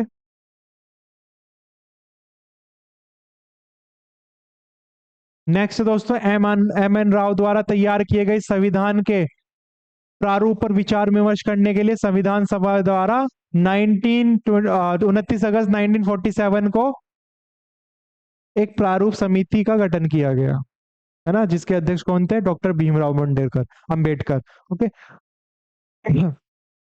और जो प्रारूप समिति के जो और भी सदस्य थे दोस्तों, उनसे भी पूछा जाता है कि ये किस समिति के क्या सदस्य थे। ठीक है, तो प्रारूप सदस्य समिति में 7 सदस्य थे। ठीक है, जो सबसे पहले थे वो भीमराव अंबेडकर, जो कि अध्यक्ष थे। ठीक है, एन गोपाल स्वामी अयंकर, लादी कृष्ण स्वामी अय्यर, कृष्ण कन्हैया लाल, मणिका लाल मुंशी, सैयद मोहम्मद सादुल्लाह के, और बाकी थे एन माधव राव। दोस्तों ये बेसिकली बी एल मित्र के स्थान पर नियुक्त किए गए थे। ठीक है, और डीपी कहतान 1948 में इनकी मृत्यु हो गई थी, तो इनके बाद जो सदस्य बने वो कौन बने थे? T T Krishnamachari. ठीक है, तो इनका सदस्य बनाया गया, जो कि उपाध्यक्ष भी थे, है ना। तो ये साथ के साथ किसके थे? सदस्य थे प्रारूप समिति के। ओके, प्रारूप समिति ने अपना जो प्रारूप तैयार किया वो केवल कितने दिनों में कर दिया? वो केवल 6 माह से भी कम वक्त में इन्होंने प्रारूप तैयार कर दिया। मेनली कौन सा आर्टिकल लिया था? जो 1935 में जो अधिनियम पास हुआ था, वहां से इन्होंने उसी के बेसिस पर क्या किया? प्रारूप तैयार किया। ओके। कुल कितनी बैठकें हुई इनकी? 141 बैठकें हुई प्रारूप समिति की, प्रारूप तैयार करने में, जो कि 6 माह से भी कम में इन्होंने कर दिया। ओके। फिर 3 जून 1947 को क्या हुआ? इसमें एक योजना के अनुसार देश का बंटवारा हो जाने पर, अब दोस्तों 3 जून 1947 को, यानी पाकिस्तान की अलग से डिमांड चल रही थी इसी बीच कि हमें अपना एक अलग संविधान सभा चाहिए पाकिस्तान की। तो मुस्लिम लीग उसका विरोध कर रही थी, जो भारत की संविधान सभा है। ओके। तो 3 जून 1947 को एक योजना निकाली जिसके अनुसार देश का बंटवारा हो गया। अब बंटवारा हो जाने के बाद क्या हुआ? जो हमारे 389 मेंबर्स थे उनमें कमी आ गई, यानी 389 से वो कितने बचे थे? मात्र 324 बचे थे। ठीक है, जिनमें से 235 स्थान प्रांतों के लिए थे और 89 देशी रियासतों के लिए थे। ओके। और बाकी की क्या हो गई? बाकी की हमने पाकिस्तान को दे दी। ठीक है। तो अब इनके लिए आगे क्या करना पड़ा? हमें अगेन क्या करने पड़े? चुनाव। ठीक है। देश विभाजन के बाद संविधान सभा का पुनर्गठन हुआ, सॉरी चुनाव नहीं, पुनर्गठन हुआ था 31 अक्टूबर 1947 को। और 31 दिसंबर 1947 को क्या हुआ? संविधान सभा के सदस्यों की कुल संख्या कितनी कर दी गई? 299। ओके। जिसमें से प्रांतीय 229 थे और देशी रियासतें 70 थी। ओके।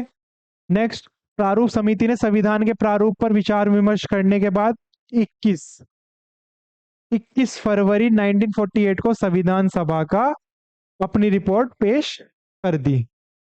ठीक है। संविधान सभा को कब कर दी?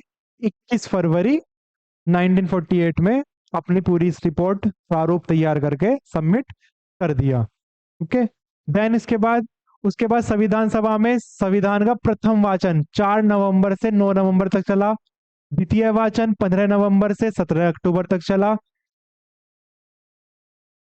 ठीक है, 15 नवंबर 1948 से 17 अक्टूबर 1949 तक चला। और तीसरा वाचन 14 नवंबर 1947 से 49 से 26 नवंबर 1949 को चला। और यहीं पर ही क्या हो गया?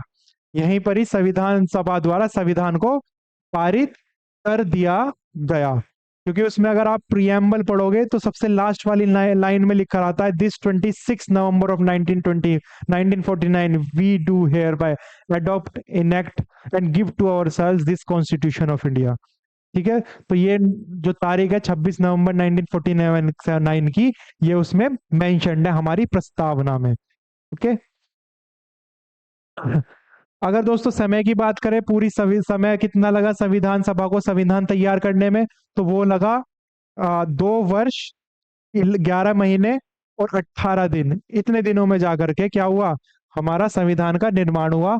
और संविधान सभा के टाइम पे 284 सदस्य ही उपस्थित थे, यानी जब सभी के हस्ताक्षर हो रहे थे ना संविधान को पारित करने के लिए 20 नवंबर 1949 को, उसमें केवल 299 में से 284 सदस्य ही उपस्थित थे। ओके। और दोस्तों अगर खर्चा की बात करें तो कितना खर्चा आया?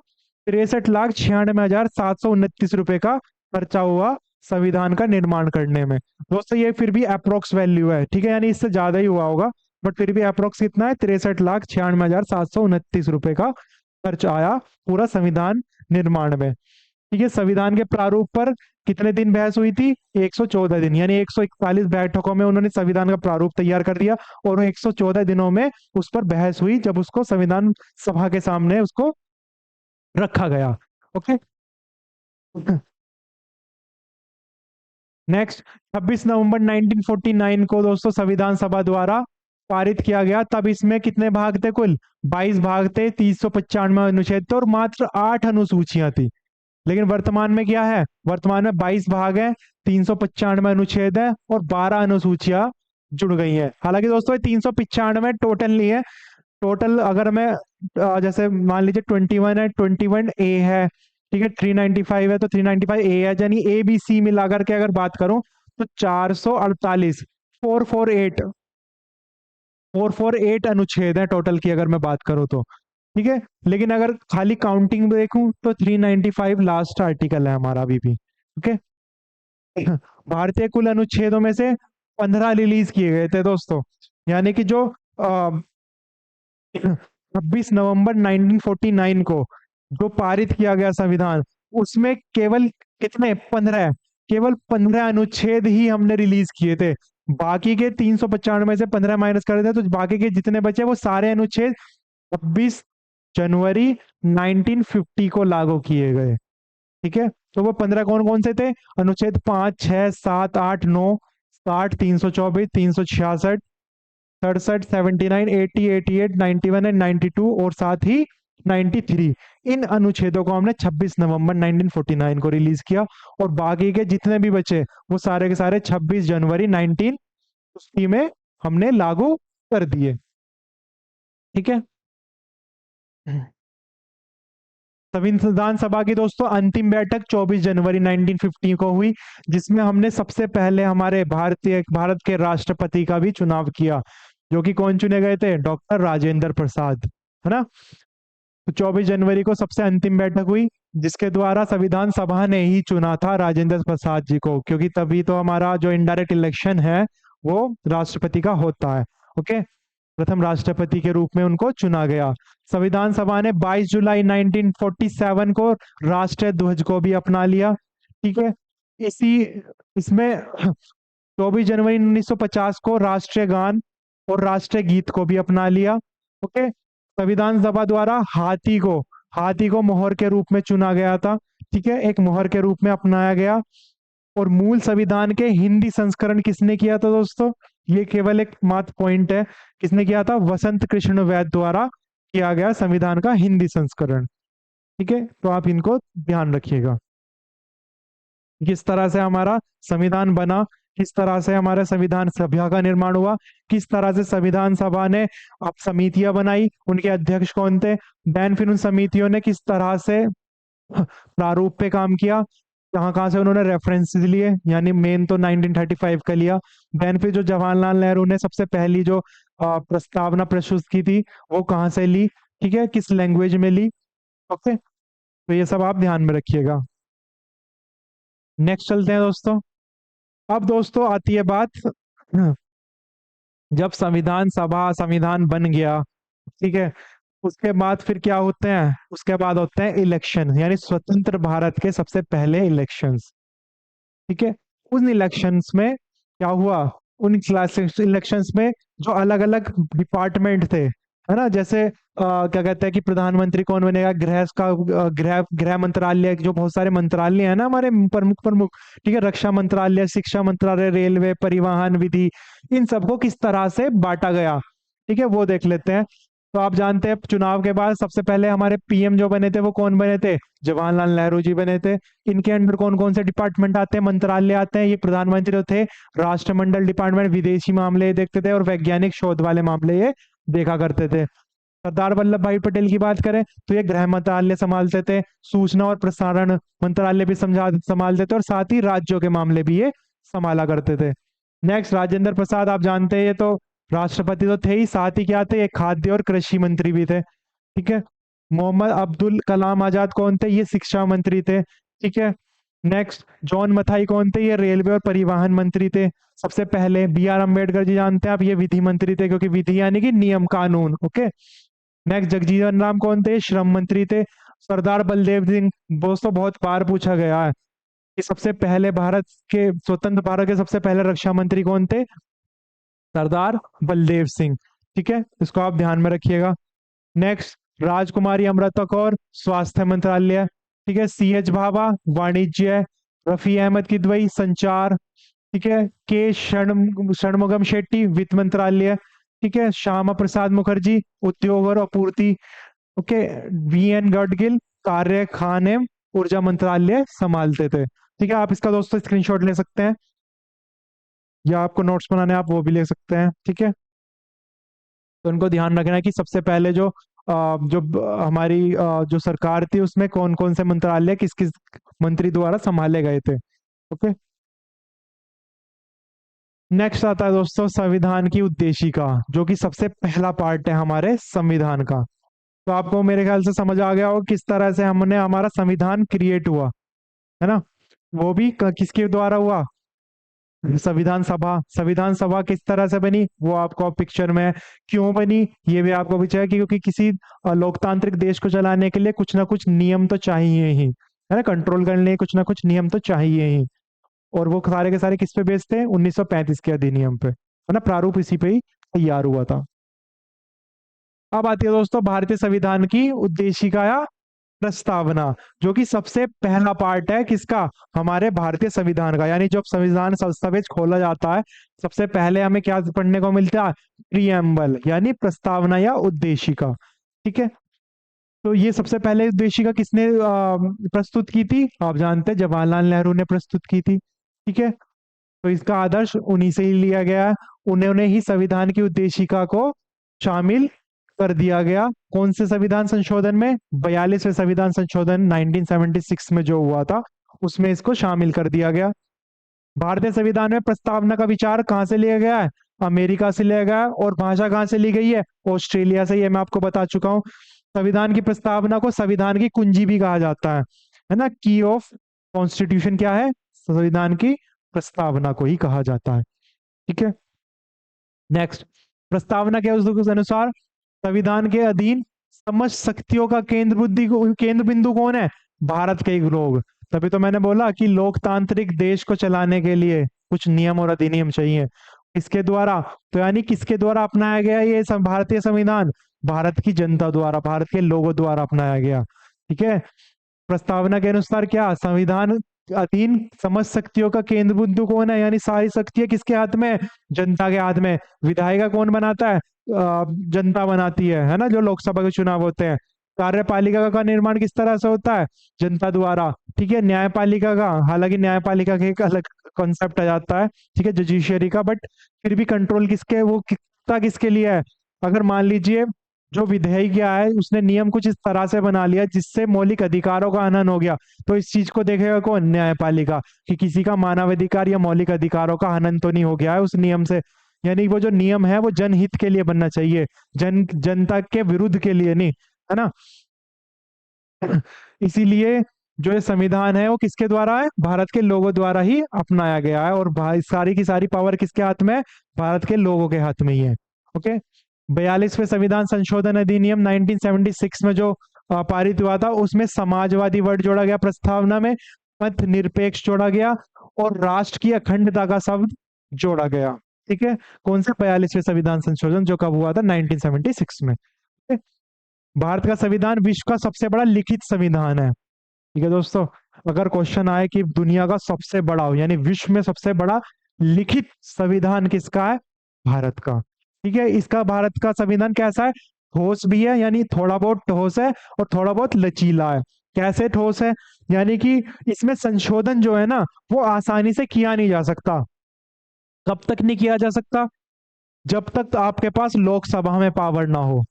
अब जैसे बीजेपी है, करंट में बीजेपी की सरकार है, अच्छे खासी उनके पास बढ़त है लोकसभा में, तो उनके लिए आसान है, यानी उनको वो जो चेंजेस करना चाहते हैं, संशोधन करना चाहते हैं, वो आसानी से वो कर सकते हैं। अगर आपके पास लोकसभा में पावर है तो आपके लिए संविधान कैसा हो गया, लचीला, यानी आप इसमें संशोधन कर सकते हैं, लेकिन वो भी उस तरह से होना चाहिए कि जनहित में हो। यानी जो बेसिक कॉन्स्टिट्यूशन का, जो भी बेसिक स्ट्रक्चर है कॉन्स्टिट्यूशन का, वो आप बिना हिलाए जनहित के लिए आप उसमें संशोधन कर सकते हैं। ठोस कैसे है, ठोस इसलिए है कि आप उसको आसानी से नहीं कर सकते अगर आपके पास लोकसभा में पावर नहीं है, यानी आपकी जो सरकार है वो गठबंधन के द्वारा बनी गई है, तब आपके लिए बहुत ज्यादा मुश्किल है संशोधन करना। ठीक है, तो हमारा कैसा है, हमारा जो भारतीय संविधान है बहुत ज्यादा कठोर है और बहुत ज्यादा लचीला है। अगर मैं बात करूं दोस्तों कि विश्व में सबसे ज्यादा कठोर संविधान किसका है, वो है दोस्तों अमेरिका का। किसका है, अमेरिका का। अमेरिका का संविधान बहुत ज्यादा कठोर है, यानी बिल्कुल चेंज करा ही नहीं जा सकता, जितना वो लिखा गया है उतना वो अभी तक चेंज नहीं हुआ है। ठीक है, और सबसे ज्यादा लचीला किसका है, वो है दोस्तों ब्रिटेन का।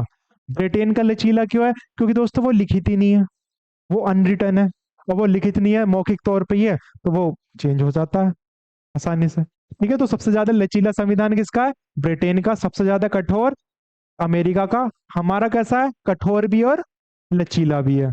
अब दोस्तों मैंने बात करी कि अमेरिका से हमने प्रस्तावना ली है, बहुत सारी चीजें हमने अलग अलग संविधानों, अलग अलग देशों के संविधानों से ली है।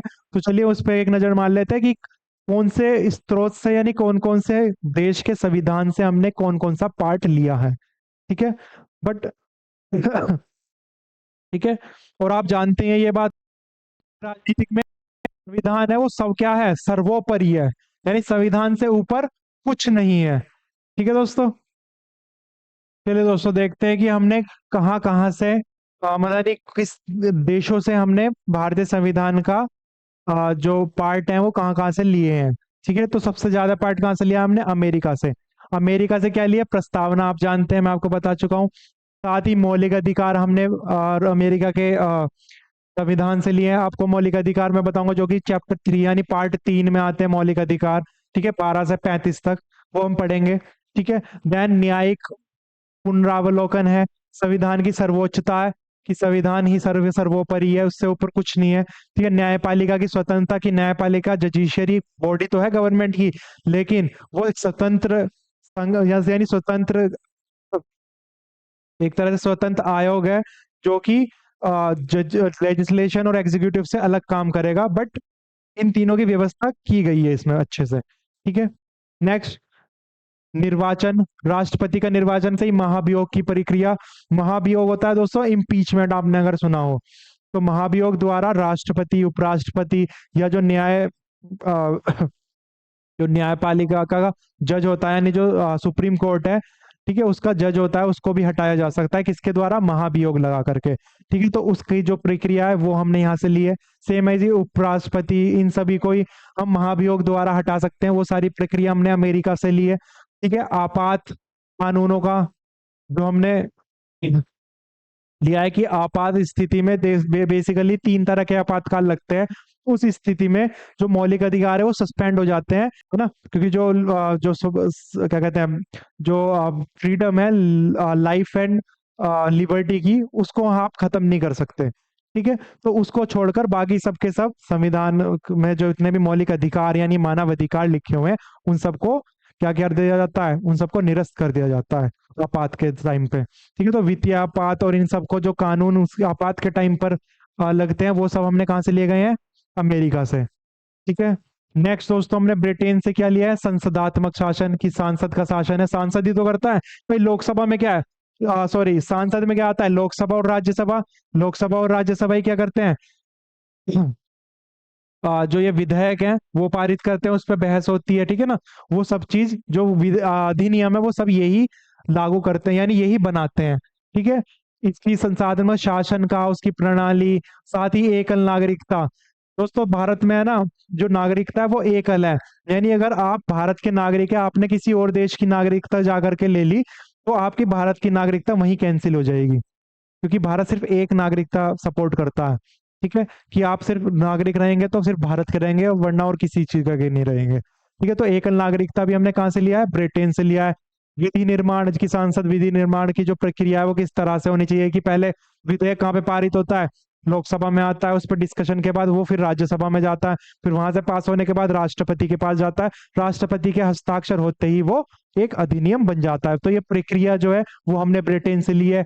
विधि का शासन रहेगा, जो भी विधि हमने बना करके रखी हुई है, यानी वही नियम और अधिनियम, यानी अगेन क्या है, संविधान की सर्वोच्चता ही विधि का शासन है। ठीक है, वो भी हमने ब्रिटेन से लिया है। सांसदीय विशेषाधिकार, मंत्रिमंडल प्रणाली, परमाधिकार लेख, द्विसाधनात्मक, की 2 सदन है ना हमारे, लोकसभा और राज्यसभा, है ना, वो सब प्रणाली, कानून के समक्ष समानता, की कानून सबके लिए सेम है, जो कि आपने, मैंने पढ़ाया था, वो मैग्ना कार्टा पास किया था रॉजा जॉन ने 1215 ईस्वी में, है ना। तो कानून के समक्ष समानता भी हमने किससे लिया है, ब्रिटेन से। ठीक है, देन आयरलैंड से क्या लिया दोस्तों हमने, नीति निर्देशक सिद्धांत, यानी नीति निर्देशक सिद्धांत किसके लिए, राज्यों के लिए, जो डीपीएसपी में आप पढ़ते हैं। ठीक है, 36 से 51 जो आर्टिकल्स हैं वो सारे के सारे हमने किससे लिए हैं, आयरलैंड से लिए हैं। ठीक है, सिद्धांत सारे के सारे वो जो डीपीएसपी है ना, directive principle of state policies के। ठीक है, राष्ट्रपति के निर्वाचक मंडल, कि राष्ट्रपति के निर्वाचक मंडल में कौन कौन शामिल होगा, वो सारी चीजें हमने आयरलैंड के संविधान से ली है। ठीक है। राष्ट्रपति द्वारा राज्यसभा में व्यक्तियों का मनोनयन। दोस्तों राज्यसभा के जो टोटल स्ट्रेंथ होती है वो 250 पीपल की होती है। ठीक है, अभी हम पढ़ेंगे आगे कि राज्यसभा होता क्या है, इसका कार्य क्या है, किस लिए है। ठीक है, राज्यसभा में के 250 पीपल में से 12 मनोनीत किए जाते हैं राष्ट्रपति द्वारा। ठीक है, कितने? 12। 12 लोग राष्ट्रपति नॉमिनेट करता है, जो कि अलग अलग उसके रहते हैं। जैसे कोई कला में, कोई संस्कृति से जुड़ा होता है, कोई किसी अलग अलग फील्ड से, लिटरेचर के फील्ड से जुड़ा होता है। ठीक है, तो इन सब लोगों में से 12 लोग राष्ट्रपति खुद से मनोनीत करता है, यानी नॉमिनेट करता है कि वो राज्यसभा का पार्ट होंगे। ठीक है, उनका लिए चुनाव नहीं होते, वो सीधे नॉमिनेटेड होते हैं प्रेसिडेंट ऑफ इंडिया। ठीक है, तो वो सारा का सारा जो प्रक्रिया है वो कहाँ से ली है? आयरलैंड से। देन ऑस्ट्रेलिया से क्या लिया है? प्रस्तावना की भाषा। दोस्तों प्रस्तावना लिया अमेरिका से, लेकिन प्रस्तावना की भाषा भाषा कहां से ली है? ऑस्ट्रेलिया से। इतना कंफ्यूज मत होना। ठीक है, समवर्ती सूची का प्रावधान, केंद्रीय और राज्य के बीच में संबंध, कि केंद्र और राज्य के बीच में क्या क्या संबंध है, कि केंद्र सरकार को ज्यादा पावर है और राज्य की कम है कुछ कुछ परिस्थितियों में। ठीक है, तो वो उसके बीच का संबंध, वो सारा हमने ऑस्ट्रेलिया से लिया है। ठीक है, और उनकी शक्तियों का विभाजन भी केंद्र और राज्य की दोनों के। ठीक है, सांसद के दोनों सदनों के संयुक्त बैठक। दोस्तों राष्ट्रपति है ना, संयुक्त बैठक बैठा सकता है किस किस की? लोकसभा और राज्यसभा की। हालांकि जो अलग अलग सदन है वो अपने अलग अलग कार्य करते हैं, लेकिन कभी कभी इनके जॉइंट सेशन भी होते हैं, जो अगेन जिसकी जॉइंट सेशन की जो निर्धारित तिथि और जॉइंट सेशन की जो बैठाने की जो प्रक्रिया है वो सारा के सारा किसके हाथ में होती है? राष्ट्रपति। राष्ट्रपति जब चाहे उनको इस संयुक्त बैठक बिठा सकता है किसी विशेष मुद्दे के लिए। ठीक है, व्यापार, वाणिज्य और समागम की स्वतंत्रता के लिए हमने किससे लिया है? ऑस्ट्रेलिया से। ठीक है, नेक्स्ट चले जर्मनी। जर्मनी से दोस्तों हमें आपातकाल में प्रवर्तन के दौरान राष्ट्रपति को मौलिक संबंधी शक्तियां हैं, कि मौलिक अधिकारों को वो क्या कर सकता है? क्या कहते, सस्पेंड कर सकता है। वो हमने कहाँ से लिया है? जर्मनी से। कनाडा से क्या लिया है? संघात्मक विशेषताएं ली हैं। ठीक है, अवशिष्ट शक्तियां जो केंद्र के पास होती हैं, राज्यपाल की नियुक्ति के विशेष प्रक्रिया। ठीक है ना, राज्यपाल की राज्य में होती है। अभी हम पढ़ेंगे दोस्तों केंद्र और राज्य सरकार का पढ़ेंगे। ठीक है, जो कि 52 आर्टिकल से हमारा स्टार्ट हो जाएगी कार्यपालिका। ओके, ये सब हमने कहा से लिए? कनाडा। कि संघ और राज्य के बीच शक्तियों का विभाजन, अगेन सर्वोच्च न्यायालय के परामर्शी निर्णयन। ठीक है, ये सब हमने कहा से लिया है? कनाडा से। नेक्स्ट आता है दोस्तों दक्षिण अफ्रीका। दक्षिण अफ्रीका से हमने क्या लिया है? दक्षिण अफ्रीका से संविधान संशोधन की प्रक्रिया का प्रावधान लिया है, कि संविधान तो बन गया लेकिन उसमें कुछ खामियां रह गई, तो उसको संशोधित करके हम उसे और अच्छा कर सकते हैं, वो भी जनहित के लिए पर्पज से। ठीक है, तो उसकी प्रक्रिया जो ली है हमने कहाँ से ली है? दक्षिण अफ्रीका से ली है। ठीक है, राज्यसभा के सदस्यों का निर्वाचन। ठीक है, राज्यसभा के सदस्यों का निर्वाचन दोस्तों इनडायरेक्ट इलेक्शन द्वारा होता है अगेन। तो उसकी जो निर्वाचन की जो प्रक्रिया है वो कहां से ली है? हमने दक्षिण अफ्रीका से ली है। ओके, रूस से लिया है दोस्तों हमने मौलिक कर्तव्य, जो कि हमारे पार्ट 4 में है। ठीक है, पार्ट 4A में है, आर्टिकल नंबर 51 है, जिसमें हमारे 11 मौलिक कर्तव्य हैं, कि एक नागरिक के क्या क्या कर्तव्य होने चाहिए। ठीक है, तो वो सारे हमने किससे लिए? रशिया से। दोस्तों रशिया से हमने एक और चीज ली है, जो कि है पंचवर्षीय योजना। ठीक है, ये आप अर्थव्यवस्था में पढ़ेंगे कि पंचवर्षीय योजना प्रधानमंत्री निकालता है हर 5 साल के लिए, जिससे जिसमें वो क्या कहते हैं, कुछ गोल्स रखता है अपने, उन गोल को अचीव करने के लिए उसको उस 5 सालों में कार्य करने होते हैं, जो कि अगेन किसके लिए होता है? जनहित के लिए होते हैं। ठीक है, जैसे आपने अभी हाल ही में सुना होगा, जैसे उज्ज्वला योजना निकाली थी, जनधन योजना निकाली थी, है ना। तो ये इस तरह की योजनाएं वो निकाली जाती है। उसका प्रावधान भी हमने किससे लिया था? रशिया से। ध्यान रखिएगा आप। जापान दोस्तों विधि द्वारा स्थापित प्रक्रिया, की विधि ही है जो है। ठीक है, जो विधि स्थापना कर, जो विधि स्थापित है उसको स्थापित करने का जो प्रोसेस है विधि को, वो है जापान से लिया है हमने। ठीक है, नेक्स्ट फ्रांस। दोस्तों फ्रांस से लिया हमने गणतंत्रात्मक और प्रस्तावना की में स्वतंत्रता, समता और बंधुता के आदर्श, है ना, कि हम चेरिश करेंगे क्या, जो भी हमारी डाइवर्सिटी है ना, और प्रमोट करेंगे हार्मनी को। तो ना ये चीज हमारी जो संविधान में जो हमारे वर्ड्स हैं वो किसके कहाँ से लिए हमने? ये फ्रांस से। ठीक, भारतीय संविधान के अनेक देशी और विदेशी स्रोत हैं, लेकिन जो भारतीय संविधान पर सबसे अधिक जो प्रभाव डाला को किसका डाला था? मैं आपको बता चुका हूं। किसका? 1935 का, भारतीय शासन अधिनियम 1935 का। ठीक है। जितने कितने थे उसमें? 231 थे। उनमें से 250, सॉरी 321 थे। 321 में से 250 तो ऐसे अनुच्छेद है जो डायरेक्ट के डायरेक्ट ऐसे के ऐसे ले लिए गए हैं। ठीक है। तो भारतीय संविधान में 395 अनुच्छेदों में से 250 अनुच्छेद ऐसे हैं जो कि किसके? 135 के अधिनियम, जिसमें 321 पास हुए थे, है ना? उनमें से 250 तो डायरेक्ट के डायरेक्ट ऐसे ही ले लिए गए हैं। ठीक है, तो आप इसको ध्यान में रखिएगा। नेक्स्ट आ जाता है दोस्तों भारतीय संविधान की अनुसूची। दोस्तों इसकी एक बहुत सिंपल ट्रिक बताता हूं मैं आपको याद करने की। ठीक है। वो जो सिंपल, चलिए दोस्तों इसकी है ना एक बहुत बेहतरीन ट्रिक है। ठीक है। वो ट्रिक क्या है वो देख लेते हैं अभी। वो है दोस्तों क्षेत्र वेश। वेशभूषा होती है ना क्षेत्र की। ठीक है। क्षेत्र वेश सीजन। क्षेत्र वेश सीजन के लिए पूर्वोत्तर जाकर, पूर्वोत्तर में ससुर भाभी दाल पीती नगर में। दोस्तों ये ऐसी ट्रिक है आप कभी जिंदगी में नहीं भूलेंगे और ना ही कभी कंफ्यूज होंगे कि अनुसूची कौन कौन सी कितनी है और कौन कौन सी है। ठीक है। कौन कौन सा है? क्षेत्र वे सीजन के लिए पूर्वोत्तर में ससुर भाभी दाल पीती नगर में। ठीक है। क्षेत्र। दोस्तों अगर मैं बात करूं भारतीय संविधान के पहले आर्टिकल की, जो कि क्या है? India that is Bharat shall be the union of all state. मतलब इंडिया जो कि भारत है सभी राज्यों का क्या होगा? संघ माना जाएगा। ये सबसे पहला आर्टिकल है हमारे भारतीय संविधान का, जिसमें बाद जो बाकी जो राज्य हैं वो सारे के सारे कहाँ मेंशन्ड है?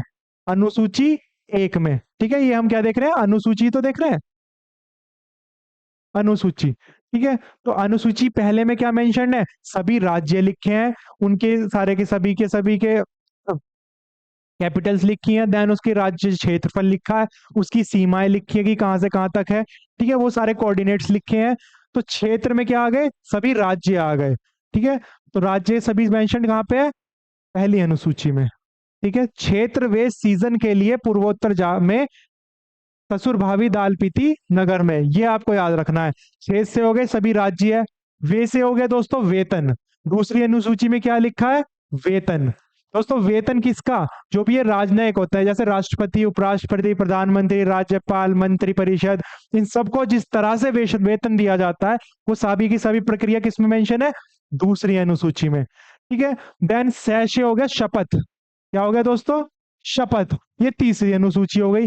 अब जिनको वेतन मिलना था उनको जब शपथ लेनी, ग्रहण करनी होती है, वो सारी प्रक्रिया किसमें लिखी है? हमारी तीसरी अनुसूची में लिखी है, शपथ ग्रहण करने की प्रक्रिया। ठीक। वो भी किस किस की? राष्ट्रपति शपथ कैसे लेता है। ठीक है। प्रधानमंत्री राष्ट्रपति के सामने समक्ष में शपथ लेता है, साथ ही उसकी नियुक्ति भी वही करता है, राष्ट्रपति। तो ऐसे ही जो सर्वोच्च न्यायालय का जज होता है या सर्वोच्च न्यायालय का न्यायाधीश जो होता है वो भी राष्ट्रपति के द्वारा नियुक्ति होता है और राष्ट्रपति के सामने उसकी शपथ होती है। तो यार ये सारी की चीजें जो प्रक्रिया है वो सारी कहाँ पे मेंशन है? और तीसरी अनुसूची में मेंशन है। ठीक है। तो शपथ हो गई तीसरी अनुसूची। अब सी से हो गई दोस्तों सीट। क्या आ गई? सीट। सीट क्या? सीटों का आवंटन, यानी सीटों का आवंटन यानी बंटवारा। किसका? राज्यसभा का। किसका हो गया दोस्तों? राज्यसभा का। राज्यसभा यानी कि चौथी अनुसूची में क्या है? सीटों का आवंटन है, कि वो प्रक्रिया है, वो प्रोसेस है जिसपे राज्यसभा की सीटों का बंटवारा होगा यानी आवंटन होगा। ठीक है। ये किसमें है? ये चौथी अनुसूची में हो गया। जन से हो गया दोस्तों जनजातीय क्षेत्र। क्या हो गया? जनजातीय क्षेत्र। तो ये पांचवी अनुसूची होगी। तो जनजातीय जो जो क्षेत्र है हमारे वो सारे इसमें मेंशन्ड है। ठीक है। तो जनजातीय क्षेत्र किसमें मेंशन्ड है? हमारे पांचवी अनुसूची में। उसके बाद के लिए किसी काम का नहीं है, इसको कट कर देते हैं। तो आ जाता है पूर्वोत्तर। अब दोस्तों इसमें है पूर्वोत्तर राज्यों के बारे में। ठीक है। जो हमारा नॉर्थ ईस्ट रीजन है ना, जिस पे 7+1 यानी 7 सिस्टर वन यानी सिक्किम का कंसेप्ट चलता है, तो पूर्वोत्तर राज्यों के लिए है इसमें। ठीक है, पूर्वोत्तर राज्य क्षेत्र के लिए इसमें प्रावधान है। ठीक है, कुछ स्पेशल प्रावधान है। तो ये हो गया हमारा छठी अनुसूची में। ठीक है, नेक्स्ट आ गया, मैं भी हटाओ इसको, ये भी किसी काम का नहीं। अब आ गया ससुर। ससुर में आ गई संघ सूची, संवर्ती सूची और राज्य सूची। यानी जो हमारी सातवीं जो अनुसूची है उसमें किस चीज के बारे में मेंशन है? उसमें संघ सूची, राज्य सूची और समवर्ती सूची। अब दोस्तों ये सूची क्या होती है? भाई संघ सूची में दोस्तों कुछ कुछ विषय होते हैं, यानी इन सूचियों में क्या होंगे? विषय होंगे, जैसे शिक्षा से रिलेटेड विषय हो गया, ठीक है, विवाह से रिलेटेड विषय हो गया, ठीक है, स्वास्थ्य से रिलेटेड विषय हो गया। तो यानी कुछ कुछ जनरल टॉपिक भी हो गए जिनपे जो केंद्र है और राज्य सरकार है वो अधिनियम यानी नियम लाभ बनाती है, विधेयक बनाती है ना। जो ये नियम और अधिनियम लागू होते हैं वो इन्हीं में ही, जो सूची में मेंशन्ड विषय है ना उन्हीं पे ही लागू होते हैं। ठीक है, उन्हीं के अकॉर्डिंग वो बनाते हैं। तो जो संघ सूची में है, उसमें जो विषय मेंशन्ड है उन सभी को, उन सभी पे जो अधिनियम बनाने का अधिकार किसका है? केंद्र सरकार का। ऐसे ही राज्य सूची में किसको अधिकार है? राज्य सरकार का। हालांकि कुछ विशेष प्रावधान भी है कि राज्य सूची के विषयों पे केंद्र सरकार भी बना सकती है अधिनियम। ठीक है, लेकिन वो बहुत विशेष कंडीशन उसमें। लेकिन मेन किसका है वो? जो एरिया है वो किसका है? राज्य सरकार का। ठीक है, अभी हम राज्य और केंद्र सरकार भी पढ़ेंगे कि ये बेसिकली है क्या। ठीक है, तीसरी आती है दोस्तों संवर्ती सूची। संवर्ती सूची में वो विषय आते हैं जिसपे केंद्र और राज्य दोनों सरकारें अधिनियम बना सकती है, नियम अधिनियम बना सकते हैं, विधेयक बना सकती हैं। ठीक है, लेकिन अब इनकी शक्तियों का बंटवारा किस तरह से हुआ है कि मान लीजिए कोई एक विषय ले लिया, ठीक है, उस पर राज्य ने भी बना लिया विधेयक, और एक किसने बना दिया? केंद्र ने भी बना दिया एक नियम। ठीक है, तो उस केस में जो राज्य द्वारा नियम बनाया गया उसको खारिज कर दिया जाएगा और केंद्र द्वारा लागू कर दिया जाएगा। ठीक है, तो केंद्र के पास ज्यादा शक्तियां होती हैं। ठीक है, तो इसमें क्या मेंशन है? सारी की सारी सूचियां कौन कौन सी? संघ सूची, संवर्ती सूची और राज्य सूची। ठीक है, ये हो गई सातवीं अनुसूची। अब आ गई भाभी। भा से हो गया दोस्तों आठवीं अनुसूची में भाषा का। ठीक है, और भू भाभी से हो गया यानी भीत यानी भूमि, तो भूमि का।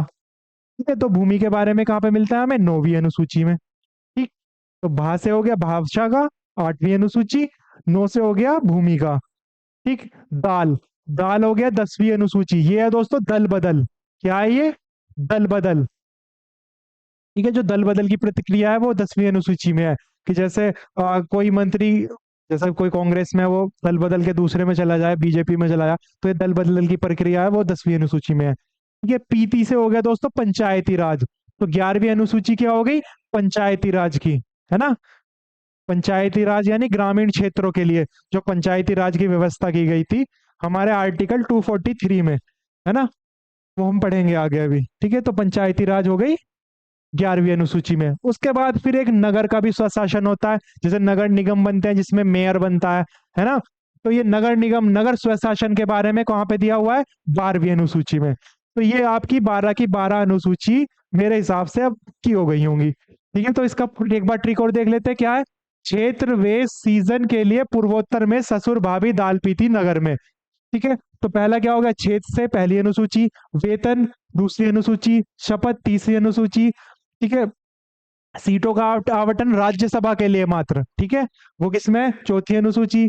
जनजातीय क्षेत्र पांचवी अनुसूची, पूर्वोत्तर राज्यों के लिए छठी अनुसूची। ठीक है, सातवीं में तीनों हमारी सूचियां आ गई, यानी संघ सूची, समवर्ती सूची और राज्य सूची। आठ के लिए हमारी भाषा आ गई। भूमि के लिए नौवीं अनुसूची आ गई। 10वीं के लिए 10वीं के लिए दल बदल आ गया। 11वीं के लिए पंचायती राज आ गया और 12वीं के लिए नगर निगम आ गया। ठीक है, तो अब हम इसको थोड़ा सा और जान लेते हैं कि इन अनुसूची में और क्या क्या मेंशन है। ठीक है, तो प्रथम अनुसूची में क्या था? क्षेत्र था, यानी सभी संघ के जो भी राज्य क्षेत्र हैं। प्रथम अनुसूची में क्या है? भारतीय संघ के घटक राज्य, यानी जो 28 राज्य और कितनी हमारी यूनियन टेरिटरीज? 8, है ना। 28 राज्य हैं हमारे भारत में और 8 क्या है? संघ शासित प्रदेश या केंद्र शासित प्रदेश या यूनियन टेरिटरीज, है ना। तो करंट में इतनी है, तो वो सारी की सारी मेंशन है प्रथम अनुसूची में, यही पढ़ा हमने। दूसरी में क्या पढ़ा था हमने? वेतन पढ़ा था। तो इसमें भारतीय राज्य व्यवस्था के जो पदाधिकारी हैं, जैसे राष्ट्रपति, राज्यपाल, लोकसभा के मंत्री, ठीक है, अध्यक्ष, उपाध्यक्ष, न्यायालय, उच्चतम न्यायालय के न्यायाधीश, जितने भी हैं, इनको प्राप्त होने वाले वेतन भत्ते का उल्लेख इसमें किया गया है। ठीक है, नेक्स्ट आ गया तृतीय अनुसूची, इसमें था इन सभी की शपथ, इन पदाधिकारियों की शपथ ग्रहण करने, ठीक है, शपथ ग्रहण करने की जो उल्लेख है वो तीसरी में है, यही पढ़ा हमने, है ना। चौथी में क्या है, विभिन्न राज्यों संघीय क्षेत्रों में राज्यसभा के प्रतिनिधित्व का विवरण, यानी सीटों का आवंटन हो गया। पांचवी अनुसूची में हमने क्या पढ़ा था, हमने पढ़ा था कि जो अनुसूचित और अनुसूचित जाति और अनुसूचित जनजातीय क्षेत्र है, उनको उनको उनके बारे उनको प्रशासन और नियंत्रण के बारे में उल्लेख है, ठीक है। छठी अनुसूची में हमने क्या पढ़ा था, पूर्वोत्तर राज्य है, तो पूर्वोत्तर राज्य में कौन कौन से आते हैं, असम, मेघालय, त्रिपुरा, मिजोरम, राज्यों के जनजातीय क्षेत्रों के प्रशासन के बारे में उल्लेख है, ठीक है। नेक्स्ट आ गई सातवीं अनुसूची, इसमें हमने क्या पढ़ा था, सारी की सारी हमारी सूची कौन कौन सी, समवर्ती संघ और राज्य। तो इसमें क्या पढ़ा देखेंगे हम, केंद्र राज्यों के बीच शक्तियों के बंटवारे के बारे में दिया गया है, जिसमें अनुसूची है सरकार द्वारा शुल्क कर लगाने के अधिकारों का उल्लेख है। इसके अंतर तीन सूचियां आती है, कौन कौन सी, संघ सूची जिसमें 100 विषय हैं, ठीक है, राज्य सूची जिसमें 61 विषय हैं, और समवर्ती सूची जिसमें 52 विषय हैं, ठीक है। मूल रूप से आठवीं अनुसूची में क्या था, आठवीं अनुसूची में 22 भाषाओं का उल्लेख है, ठीक है। और जो मूल अनुसूची थी शुरुआत में केवल मात्र कितनी भाषाएं थी, इसमें 14, बाकी कब जोड़ी गई, सबसे पहले जोड़ी गई 21वें संशोधन द्वारा, ठीक है, जो कि 1967 में हुआ था 21वां संशोधन, उसमें सिंधी को जोड़ा गया। फिर 1992 में 71वां संशोधन हुआ था, इसमें कौन कौन सी जोड़ी गई, कोंकणी, मणिपुरी और नेपाली को इसमें जोड़ा गया। फिर 2003 में 92वां संशोधन हुआ था, जिसमें मैथिली, संथाली, डोगरी और बोडो को इसमें जोड़ा गया, ठीक है, इसको आप ध्यान में रखिएगा। तो टोटल कितनी भाषाएं हैं, 22 भाषाएं, आठवीं अनुसूची भाषाओं से रिलेटेड है, ठीक है। नेक्स्ट है दोस्तों नौवीं अनुसूची। नौवीं अनुसूची हमने किसमें पढ़ी थी, कि जो कि भूमि से रिलेटेड थी, ठीक है। तो ये वाली इसमें सबसे पहले संविधान संशोधन अधिनियम 1951 के द्वारा किया गया, इसमें क्या गया, इसमें जोड़ी गई, क्योंकि आप जानते हैं जब संविधान लागू हुआ तो केवल 8 अनुसूची थी, उसके बाद संशोधन के बाद 9वीं, 10वीं, 11वीं और 12वीं जोड़ी गई, ठीक है। तो ये वाली अनुसूची कब जोड़ी गई थी, 1951 अधिनियम द्वारा जो संशोधन हुआ था, ठीक है। इसके अंतर्गत राज्य द्वारा संपत्ति के अधिग्रहण की विधियों का उल्लेख किया गया है ना, संपत्ति यानी भूमि अधिग्रहण के अकॉर्डिंग, ठीक है, ठीक है। तो आप इसका पढ़ लीजिएगा, इसका आप स्क्रीनशॉट लीजिएगा और पढ़ लीजिए इसमें, क्योंकि भूमि से रिलेटेड है, ठीक है। नेक्स्ट 10वीं अनुसूची, ये दोस्तों 52वें संविधान संशोधन 1985 में जोड़ी गई, जो कि दल बदल से संबंधित है ना, यही पढ़ा था। और 11वीं अनुसूची हमने पंचायती राज के लिए पढ़ी थी, जो 73वें संविधान संशोधन में जोड़ी गई 1993 में, ठीक है। पंचायती राज संस्थाओं को कार्य करने के लिए 29 विषय प्रदान किए गए थे कि इन विषयों को आप काम कीजिए, एंड अपने जो स्थानीय जो नगर यानी जो ग्रामीण स्वशासन है उसको और बेहतर बनाने की कोशिश कीजिए, ठीक है। इसके लिए इसका क्या कहते हैं गठन हुआ था। 12वीं अनुसूची नगर स्वशासन के लिए, जो 74वें संविधान संशोधन 1993 में जोड़ी गई, ठीक है। इसमें शहरी क्षेत्र की स्थानीय स्वशासन संस्थाओं को कार्य करने के लिए 18 विषय दिए गए, ठीक है, उस पर ये काम करती हैं। क्लियर दोस्तों, तो चलिए दोस्तों आज की वीडियो में इतना ही। नेक्स्ट में हम सभी आर्टिकल्स देखेंगे, यानी सभी पार्ट देखेंगे, 22 भाग और 395 आर्टिकल देखेंगे। आज हमने केवल संविधान किस तरह से बना, संविधान सभा का गठन किस बिहाफ पे हुआ, ये सब किया। आई होप आपको समझ आई होगी। अगर दोस्तों आपको वीडियो अच्छी लगी तो प्लीज लाइक कीजिए और अपने दोस्तों के साथ शेयर कीजिए। आपने अभी तक हमारे चैनल को सब्सक्राइब नहीं किया तो प्लीज सब्सक्राइब जरूर कर दीजिए। Till that, thank you.